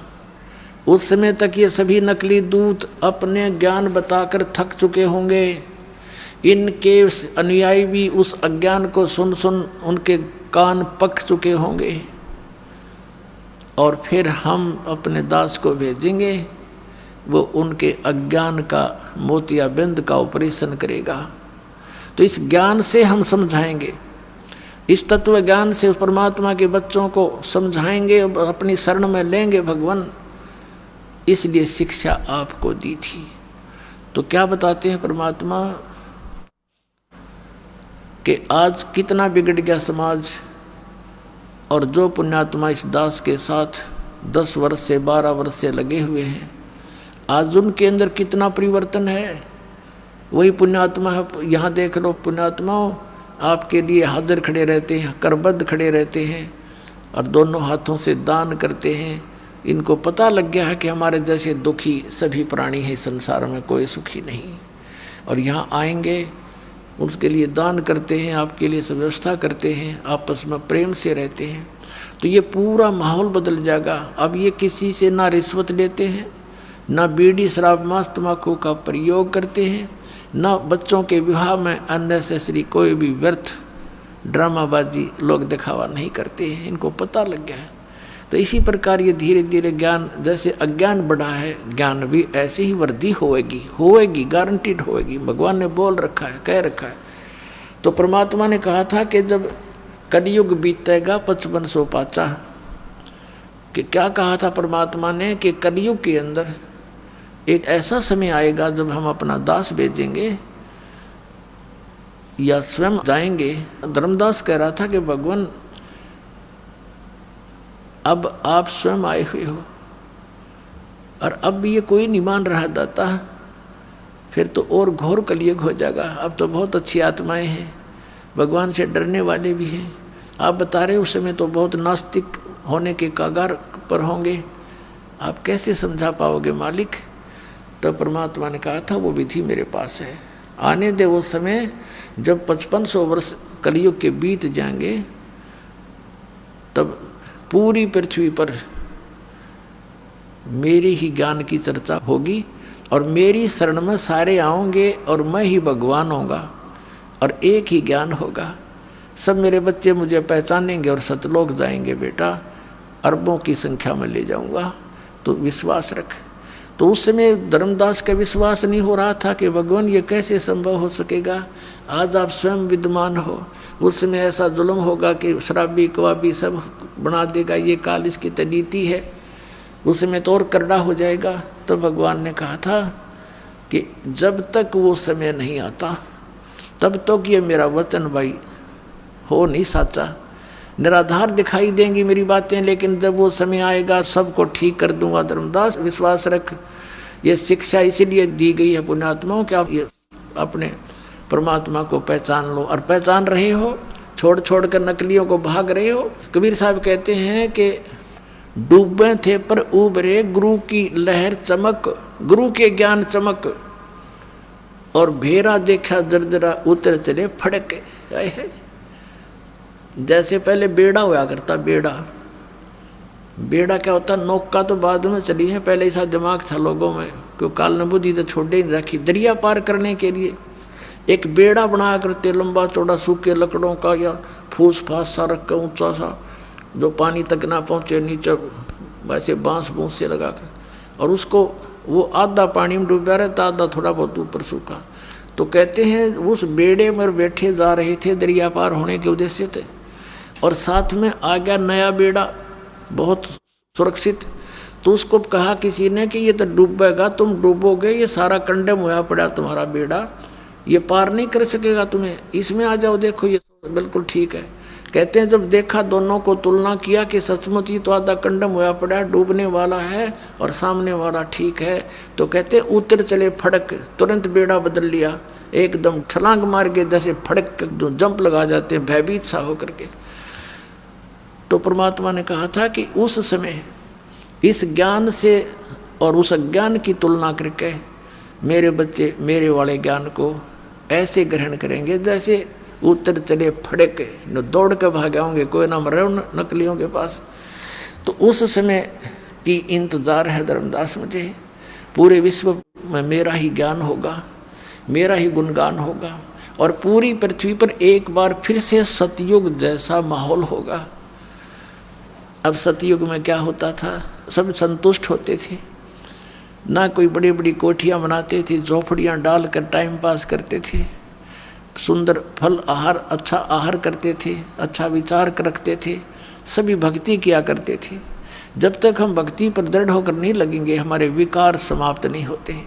कोई न कोई बकवाद मन में लगी रहती है, कभी कोठी बनाने की, कभी कुछ और लड़की ब्यान की तो लड़का ब्यान का, यानी विवाह तो करना ही है लेकिन जो हमने रीतियाँ बना रखी हैं वो लड़का जवान होता जाता है, लड़की जवान होती जाती है, पिता और माता के छाती पर बोझ बनता चला जाता है, क्योंकि हमने ये दहेज ले और दे के हमने अपने ऊपर वजन धर लिया।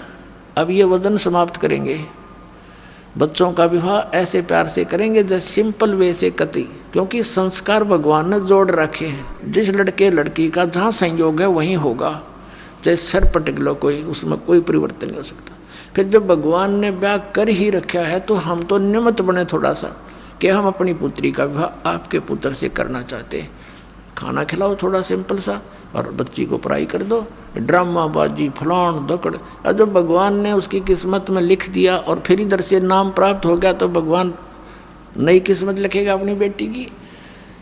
एक दहेज से कितने दिन सुखी हो सकता है और कितने दिन अपने पुत्री को आप सुखी कर सकते हो, वो लेने वाला कितने दिन उससे अपना निर्वाह कर सकता है। फिर भी अपने हाथों से निर्वाह करेगा और भगवान पर विश्वास करेगा तो जीवन सफर उसका अच्छी तरह पूरा होगा। तो हम पहले से ही मालिक से डर कर चलेंगे। अगर हम किसी का धन लेते हैं तो हमारे ऊपर कर्जा बन गया, दान लेते हैं, दहेज लेते हैं और फिर यही लेन देन के चक्कर में फिर हम उनके पशु बनकर आएंगे। आज हम दामाद बनकर ले रहे हैं, अगले जन्म में पशु बैल बनकर देंगे, गधे बनकर देंगे उनके। बता क्यों शर्म दर्द करे। तो बिना ज्ञान के कहते जैसे किरका जहर का रंग होरी हो, कहो कौन तिस खावे राम रंग होरी हो। जब आपको ज्ञान होगा कि तो विष है, इस विष को कैसे खाएं। अब विष पड़ा हो कहीं पर, एक कण भी पड़ा हो और आपको पता है ये विष है, आप लगा के दिखाना, जीभ के फेंक देगे नू और हाथ भी धो खाओगे और इसी जगह डालोगे कहीं और का हाथ ना लग जाए और भी ना मर जाए। तो ये विष खा रहे हैं हम और यही भटक रहे हैं, मर रहे हैं, गधे कुत्ते बनकर सड़ रहे हैं, एक दूसरे के फिर लठ खा रहे हैं। कोई गधा बनकर खा रहा है, कोई बैल बनकर खा रहा है, कोई खच्चर बनकर लठ खा रहा है। तो ये ऐसा जुल्म, हमें ज्ञान नहीं मिला, हमें भगवान नहीं मिला, इस कारण से हम यहाँ इस काल के नकली चोचलों में उलझ के अपना जीवन नष्ट कर जाते थे। तो प्रसंग चल रहा था कि मेले ठेल जाइयो, मेले बड़ा मिलाप, पत्थर पानी पूजते ये साधु संत मिल जाते।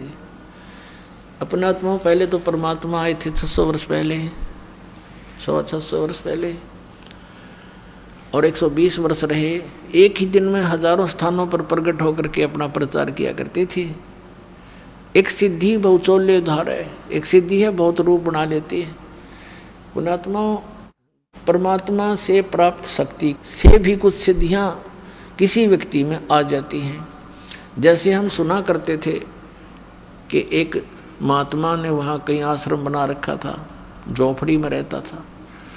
क्या बताते थे कि उस महात्मा को कुछ देखा कि एक दिन वो उस घर में वहाँ भी थे, उस गांव में भी इस टाइम थे जहाँ जाना असंभव था। दूसरा तीसरा बताता था कि मैंने वहाँ भी देखे थे ये महात्मा उस दिन इस समय वहाँ पर थे, हमारे यहाँ जो वो इकट्ठे होते थे। तो कहने का भाव ये है कि परमात्मा से प्राप्त हल्दी की गांठ से भी कोई पंसारी बन जाता है और परमात्मा में तो असंख्य सिद्धियाँ हैं ऐसी ऐसी। तो उस परमात्मा ने ऐसे किया और अब ये टेलीविज़न दे दिया। अब इसके कारण से अपने बच्चों को समझा रहे हैं अब दूसरा क्या बताया कि मेले ठेले जाइयो मेले बड़ा मिलाप और पत्थर पानी पूजता कोई साधु संत मिल जाते। अब कहते हैं जैसे इन धार्मिक मेलों पर श्रद्धालु ही जाया करते हैं मोक्ष प्राप्ति या कोई धन लाभ के लिए, कोई संकट निवारण के लिए, दुखी भी जाते हैं। तो साधु संत मिलते रहे, हमें वो तत्व ज्ञान ना था, जिस कारण से उन महापुरुषों से भी हम दूर हो गए अज्ञानता के कारण, अनजानपने में काल के दूतों ने हमें भ्रमित कर दिया। अब परमात्मा ने ऐसी कृपा बख्शी है कि आपको शिक्षा दी, अक्षर ज्ञान करा दिया, और अब एक ऐसी जड़ी बनवा दी इस दास के द्वारा, इस सारे आध्यात्मिक ज्ञान को सुलझा के एक कैप्सूल बना दिया, ज्ञान गंगा। एक कैप्सूल बना दिया, दास ने सत्संग किया तो भक्तों ने उसको संग्रह करके एक पुस्तक बना दी, ज्ञान गंगा। और उस पुस्तक को लेकर के ये भक्त वहाँ पर जाते हैं जहाँ धार्मिक मेले भरते हैं। जैसे एक बार हरिद्वार में मेला भरा, कुंभ का मेला, और वो 1 महीने चला। हमारे भक्त वहाँ गए पुस्तक लेकर के, तो श्रद्धालुओं ने पुस्तक ली, कुछ जो जिनकी रोजी रोटी चल रही थी उन्हीं स्थानों से उन्होंने विरोध किया, भक्तों के साथ भी दुर्व्यवहार किया। ये गए थे परमार्थ के लिए, और जिन पुण्यात्माओं को पुस्तक हाथ लगी वो कौन था? वो पुस्तक नहीं, वो कबीर परमात्मा की उपस्थिति समझो, वो संत समझो। तो अब तरीका संत का ये बनाया मालिक ने कि सब शिक्षित हैं, ये तत्व ज्ञान रूपी पुस्तक उनको दे दी, और उस पुस्तक को पढ़कर अब वो पुण्यात्मा यहाँ आ रहे हैं। कोई मथुरा में गया था फेरी लाने, वहाँ भगत पहुँच के परमात्मा के बच्चे अपने भाई बहनों को जगाने के लिए उनको पुस्तकें दी। वहाँ भी वहाँ के जो ठेकेदार बन रहे हैं, उनकी दुकान चल रही है, वहाँ भटकने वालों से पैसे ले लेकर अपना निर्वाह कर रहे हैं, दुनिया को भ्रमित कर रहे हैं। आप भी नरक में जा रहे। उन्होंने विरोध कर दिया, पकड़ो पकड़ो इनको। फिर वहाँ से भाग गए बेचारे। ऐसा जुल्म कर रखा है इन अज्ञानियों ने। अब इतना शिक्षित समाज है फिर भी उन्हीं के भ्रम में भरे पड़े हैं। फिर ऐसी जगह जगह पर जाते हैं उनको समझाने के लिए। उद्देश्य इनका कोई स्वार्थ नहीं है, परमार्थ के लिए जाते हैं, अपनी स्वेच्छा से जाते हैं कि हम दुखी थे, ये भी दुखी हैं, इनको ज्ञान नहीं, इस तत्व ज्ञान से ये सुखी हो जाएंगे, इनके बच्चे भी सुखी होंगे, इनका जन्म मरण का रोग भी कटेगा। इस उद्देश्य से जा रहे हैं। तो कहते हैं मेले ठेले जाइयो मेले बड़ा मिलाप, और पत्थर पानी पूजते हैं या ज्ञान गंगा मिल जाते तो बेड़ा पार हो जाएगा आपका। पुण्यात्माओं, परमात्मा हमें याद दिलाने आए थे, इस झूठे सुख को सुख कहे ये मान रहा मन मोदे, ये सकल चबीना काल का कुछ मुख में कुछ गोदे। परमात्मा बताते हैं कि झूठे सुख को भी आप सुख मान रहे हो, और ये यहाँ सब काल का आहार है, कुछ मुख में है कुछ गोदी में। अब परमात्मा ने बताया कि जिसको तुम परमात्मा मान रहे हो, परमेश्वर कबीर जी कहा करते थे कि जिसको तुम भगवान मानते हो ये भगवान नहीं है। श्रीमद् भगवत गीता अध्याय नंबर 15 के श्लोक नंबर 1 से 4 में, 16 और 17 में इस अध्यात्म मार्ग का बहुत सा ज्ञान सुलझाया है। अपने आत्माओं, ये जो तत्व ज्ञान रूपी जड़ी दास आपको दे रहा है, सत्संग सुना रहा है, इसी के आधार से यह पुस्तक बनी है।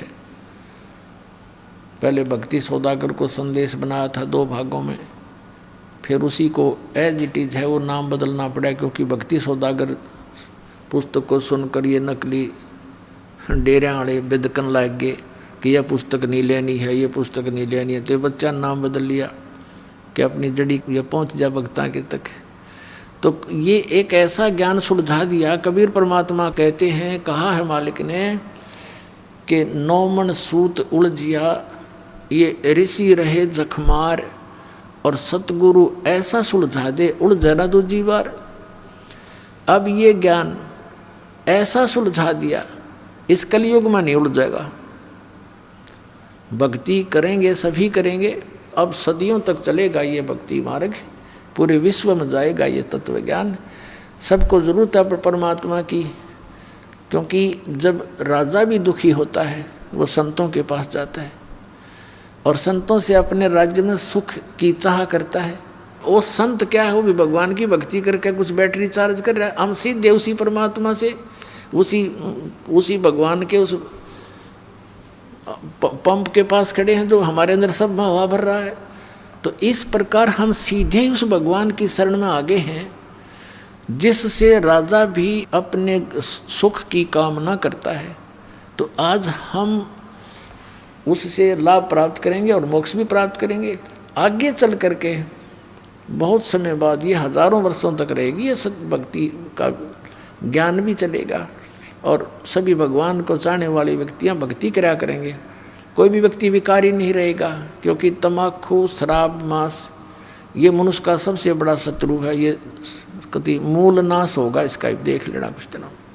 और जो ये बकवाद हमने कोठी बनाई, बंगले बनाने में सारा जीवन बर्बाद कर दिया रिश्वत ले लेकर, अपने आत्माओं जब जजों तक के ऊपर उंगली उठ रही है कि ये रिश्वत लेकर के अन्याय करते हैं, तो अंतालिया कति मानवता का नाश हो चुका है। राजनेताओं का देख लो, मंत्री और मुख्यमंत्री इन बड़े बड़े सेंटर के मंत्रियों के ऊपर वो जेलों में पड़े हैं।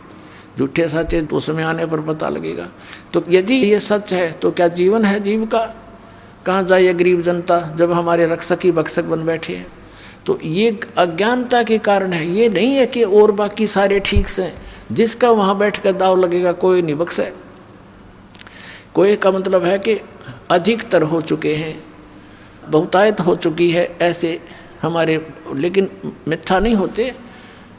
ऐसी बात नहीं होती कि सभी बुरे नहीं होते, अच्छी आत्माएं हैं, उनकी कोई बसाती नहीं।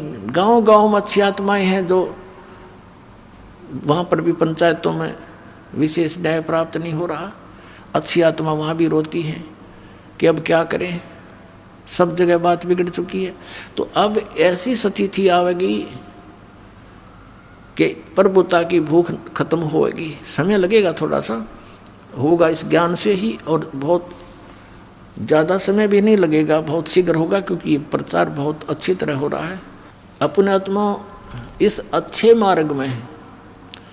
एक ये दास है जो सत्य बता रहा है। इस दास को छोड़कर जितने भी संत हैं या पंथ हैं, वो अध्यात्म मार्ग से परिचित नहीं।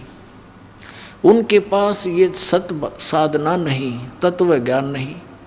अब जैसे पुण्यात्मा कितना ही अच्छा हॉस्पिटल हो और कितना ही नेक डॉक्टर बैठा हो बोलन में चालन में, लेकिन उसके पास ट्रीटमेंट उस रोग का है नहीं, तो खाक है वो हॉस्पिटल, और खा क्या है वो डॉक्टर। फिर कितना अच्छा हो, कितना अच्छा बोलता हो, उसने क्या करेंगे हम? तो कहने का भाव ये है कि ये जो जड़ी है जन्म और मरण के रोग का नाश करने की, ये सतनाम है। सतनाम 2 अक्षर का है, जिसमें एक ओम है और एक तत्सांकेतिक है, और फिर एक आदि नाम जिसको सार नाम कहते हैं। और प्रथम ये मंत्र जो 7 नाम आपको दिए जाते हैं, जिनमें बीच में 5 नाम हैं। और ये कंप्लीट कोर्स अब स्टार्ट करना था। परमात्मा ने कहा था कबीर साहब ने धर्मदास जी से कि धर्मदास तो 1,00,000 दोहाई, और ये सार शब्द की दबार न जाई। ये सार शब्द बार जो पढ़ी बिचली पीढ़ी हंस नीतर ही। फिर क्या बताया दूसरे अध्याय में कि धर्मदास मोरी 1,00,000 दोहाई, ये मूल ज्ञान की दबार न जाई। मूल ज्ञान बार जो पढ़ी, ये बिचली पीढ़ी हंस नीतर ही। इस मूल ज्ञान को तू तब तक छुपाई जब तक 12 पंथ ना मिट जाए। अब अभी तक इसको छुपा के रखना था। ये मंत्र भी नहीं सार्वजनिक करने थे। आदरणीय नानक साहिब जी को भगवान मिले बेई नदी पर एक जिंदा महात्मा के रूप में, सचखंड लेकर गए। इसी तरह आदरणीय गरीबदास साहिब जी को मिले थे गांव छुडानी, जिला झज्जर, हरियाणा में। ऐसे ही आदरणीय गीसा दास साहिब जी को मिले थे, गांव खेखड़ा, जिला मेरठ, उत्तर प्रदेश में। ऐसे आदरणीय दादू साहिब जी को मिले थे, ऐसे आदरणीय मरुगदास जी को मिले थे, ऐसे ही आदरणीय धर्मदास साहिब जी को मिले थे जिंदा महात्मा के रूप में। इनको सचखंड लेकर गए थे, फिर इनको वापस छोड़ा था और इन सबको कह दिया था कि अभी इस सतनाम का तुम तो जाप करो, लेकिन अभी किसी को बताना नहीं। आप जी को दिखाया था कि भाई बाले वाली जन्म साखी में, समुद्र की साखी में आदरणीय नानक साहिब जी स्वयं तो उस 2 अक्षर के मंत्र सतनाम का जाप कर रहे थे, लेकिन अपने शिष्य बाला और मर्दाना को कहा था तुम तो वाहे गुरु जपो। अब क्यों कहा था? क्योंकि आदेश था परमात्मा का कि ये पुण्यात्मा हैं। जैसे उन महापुरुषों ने 5 नाम स्टार्ट किए थे नानक साहिब जी ने, फिर आगे चलकर प्रत्येक धर्म के लोग जो अपने सोच से उनको छोड़ देते हैं, क्योंकि ये 500 नाम इन हमारे कमलों के अंदर प्रधान विराजमान हैं। जैसे मूल कमल में गणेश जी, और जैसे स्वाद चक्र में सावित्री वर्मा जी, नाभि कमल में विष्णु और लक्ष्मी जी, हृदय कमल में शिव और पार्वती जी, कंठ कमल में दुर्गा जी, ऐसे ये 5 नाम हैं। तो इन सब ने यूँ सोचा भी हमारे गुरुजी तो बात तो करते हैं, सचखंड सतलोक की बताते थे वो तो, और तुम इन देवताओं की पूजाएं बताते हो। तो फिर उन्होंने इन पूजाओं को त्याग दिया और फिर केवल एक जो नानक साहब ने कहा था वाहे गुरु जाप करो, एक ओंकार कर्ता पुरुष निर्भव, ये पूरा सतनाम, ये महिमा है भगवान की। जैसे गायत्री मंत्र बना रखा है हिंदुओं ने, वैसे तो उसके सामने ओम मंत्र नहीं लगाना चाहिए, क्योंकि ये यजुर्वेद अध्याय नंबर 36 का मंत्र 3 है, इसमें ओम नहीं लगा है। इन्होंने अपनी सोच से जैसा बना रखा, अब विषय दूसरा, इसलिए यहाँ आगे नहीं बढ़ाएंगे इसको। तो वहाँ नानक साहिब जी स्वयं तो उस सतनाम का जाप कर रहे हैं और शिष्यों को मना कर रहे हैं, और साथ में सार्वजनिक भी कर दिया कि कोई आने वाला इस समय के लिए कि हमें फिर पहचान जाएंगे कौन सा मंत्र है वो 2 अक्षर का और जिससे मोक्ष हो सकता है। और उस समय क्यों, किस कारण से ये नहीं दिया गया सिख समाज में, और अब ये दास बताएगा वो सब कारण, सब रीज़न, क्योंकि इस दास को परमात्मा ने भेजा ही इस उद्देश्य से है कि इस समय में सबको वो ज्ञान गूढ़ बताऊं जो परमात्मा के बच्चों ने, उन महापुरुषों ने अभी तक छुपा कर अपने घर में दबा जरूर दिया, अपने अमृतवाणी में छुपा लिख रखा सबने। जैसे आदरणीय नानक साहिब जी ने प्राण संग्रही बनाई थी एक पुस्तक, और उसको सिंगल द्वीप के राजा शिवनाभ से कह दिया था कि ये मेरा शरीर समझ लेना, मैं आपका गुरु हूँ। गुरु को कितना आदरणीय रखा जाता है, तो ये मेरा शरीर समझ लेना जो मैं प्राण संग्रही यानी एक ग्रंथ लिखकर आपको दे रहा हूँ, जिसके अंदर सारा भेद था। ये 2 मंत्र का अक्षर का मंत्र भी उसमें क्लियर लिखा था, उसकी वे ऑफ वर्शिप भी लिखी थी। तो 5वें गुरु अर्जुन देव जी को जब लगे ग्रंथ साहब की ये सब वाणियों को इकट्ठा करके जल्द बनाने में, ये ग्रंथ साहब बनाने लगे, तो वो भी देखा उन्होंने मंगा करके शिवनाभ राजा से, लेकिन उसके अंदर वो मंत्र जाप था 2 अक्षर का, जिसको समुद्र की साखी में नानक साहिब जी जाप कर रहे थे, और मर्दाना ने भी वो गलती से जाप करना शुरू कर दिया था, वो डूबने लगा था। और नानक साहिब जी ने कहा था कि मर्दाना तो मेरी नकल ना करे, मेरी करनी ना देख, मेरे वचन पर की बात पालना कर रहे। तो उस डर से उन अर्जुन देव जी ने सोचा कि कहीं ये मंत्र गुरु ग्रंथ साहिब में आ गया और सिख समाज इसको जाप करने लग गया तो गुरु जी की आज्ञा की अवहेलना होने से पापी बन जाएंगे और इनको हानि हो जाएगी, जैसे मर्दाना को हो रही थी। इसलिए उन्होंने उस प्राण संग्रही को पढ़ा जरूर इस उद्देश्य से कि इसमें रखें ग्रंथ साहिब के अंदर, लेकिन इस कारण से उन्होंने उसको जल प्रवाह कर दिया। फिर भी परमात्मा की लीला देखो, एक साधु में प्रेरणा की, अर्जुन देव जी से उसने करबद्ध होकर दया करी, महाराज ऐसे अनमोल रत्न को ना डालो, इसमें क्या लिखा है कि ये मेरा शरीर है और मैं इसको छुपा के रख लूँगा, किसी को नहीं बताऊँगा। मैं पढ़ लिया करूँगा, मुझे आनंद आता है। तब वो रहम आ गया, मालिक की दया थी भाभी, वो बचा ली प्राण सिंह ली। उसके 160 अध्याय बताए हैं, लेकिन अभी तक वो 80 ही प्रकाशित की गई है, 80 फिर भी छोड़ दी गई। अब फिर उधर से परमात्मा को मालूम था कि इतना लंबे समय में कोई ना कोई गलती काल करवा देगा हमारे बच्चों से। आदरणीय गरीबदास साहिब जी को भेजा और उसको सचखंड लेकर गए, फिर उनको वापस छोड़ा और पूरा वो ज्ञान कंप्लीट और भेज दिया। दे करके वो मंत्र भी क्लियर लिख दिया, धर्मदास मेरी लाख दुहाई, सार शब्द की तबार न जाई, सार शब्द बाहर जो पढ़ी, बिचली पीढ़ी हंसनी तरही। इन काल के दूता का भी मंत्र हाथ लग जाता 2 अक्षर का। आज ये सबसे बड़ा काल का षड्यंत्र राधा स्वामी पंथ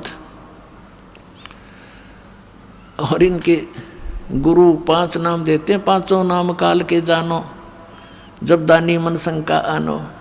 सतनाम और आदि नाम उनसे अलग हैं, वो उनको पता नहीं। तो है पूरा काल का जालियो, भ्रमित कर दिया करोड़ों जीवों को, भोली आत्माओं को। उन्होंने विश्वास किया कि परम धनी होंगे, और वह भूत बन कर बुक्की में बोल रहे शिवदयाल राधा स्वामी पंथ का प्रवर्तक, अपनी शिष्या बुक्की में भूत बनकर सारी क्रियाएं प्रेत वाली कर रहा है। हो गया मुक्त, चला गया राधा स्वामी लोक में। लोग सब तो उत्ते साढ़ा राधा स्वामी लोक है, और राधा स्वामी लोग तो बुक्की था फिर, जिसमें शिवदयाल बोल रहा था। उनके जीवन चरित्र में लिखा है कि शिवदयाल जी बुक्की में आकर के सब बोला करता था, हुक्का भी पीने लग गया, फिर रोटी भी खाने लग गया बुक्की बहन के माध्यम से। और लेखक भी उसका आगे हाथ जोड़ता बुक्की का, अब मैं बैठे भूत के सामने कि कुछ लाभ, कुछ मार्ग बताओ। बता दिया मार्ग, आप भी प्रेत और सारे प्रेत बनवाऊंगा, बनेंगे। तो कहने का भाव ये है कि ये यदि ये मंत्र, जैसे एक शिवदयाल जी राधा स्वामी पंथ के शिवदयाल जी हुए, जिन आगरा से, जो इस पंथ के प्रवर्तक माने जाते हैं, उन्हीं का शिष्य हुए जयमल सिंह जी। जयमल सिंह जी के शिष्य हुए सावन सिंह जी। ब्यास में उन्होंने प्रारंभ किया जयमल सिंह जी ने, डेरा ब्यास तो राधा स्वामी का। उसके उत्तराधिकारी हुए सावन सिंह जी। सावन सिंह जी ने 5 भाग बनाए संत मत प्रकाश के। उसमें 4थे भाग में लिख रखा है कि वो एक गुरु पूरा कहा, जब 2 अक्षर का वेद बता, तो तुम क्या हो फिर, नकली हो? तुम्हारे पास तो है नहीं वो 2 अक्षर, दुनिया जोड़े बैठे यहाँ पर। तो इस प्रकार पुण्यात्माओं, ये 2 अक्षर का भेद बतानी है। ये उदास है परमात्मा का भेजा हुआ। कहते हैं समझा है तो सर दर पाओ और नीरे सदाओ, ये संसार समझदा नहीं, कहंदा श्याम दोपहरे नो, गरीबदास ये वक्त जाता रोग इस पैरे नो। बोलो सतगुरुदेव।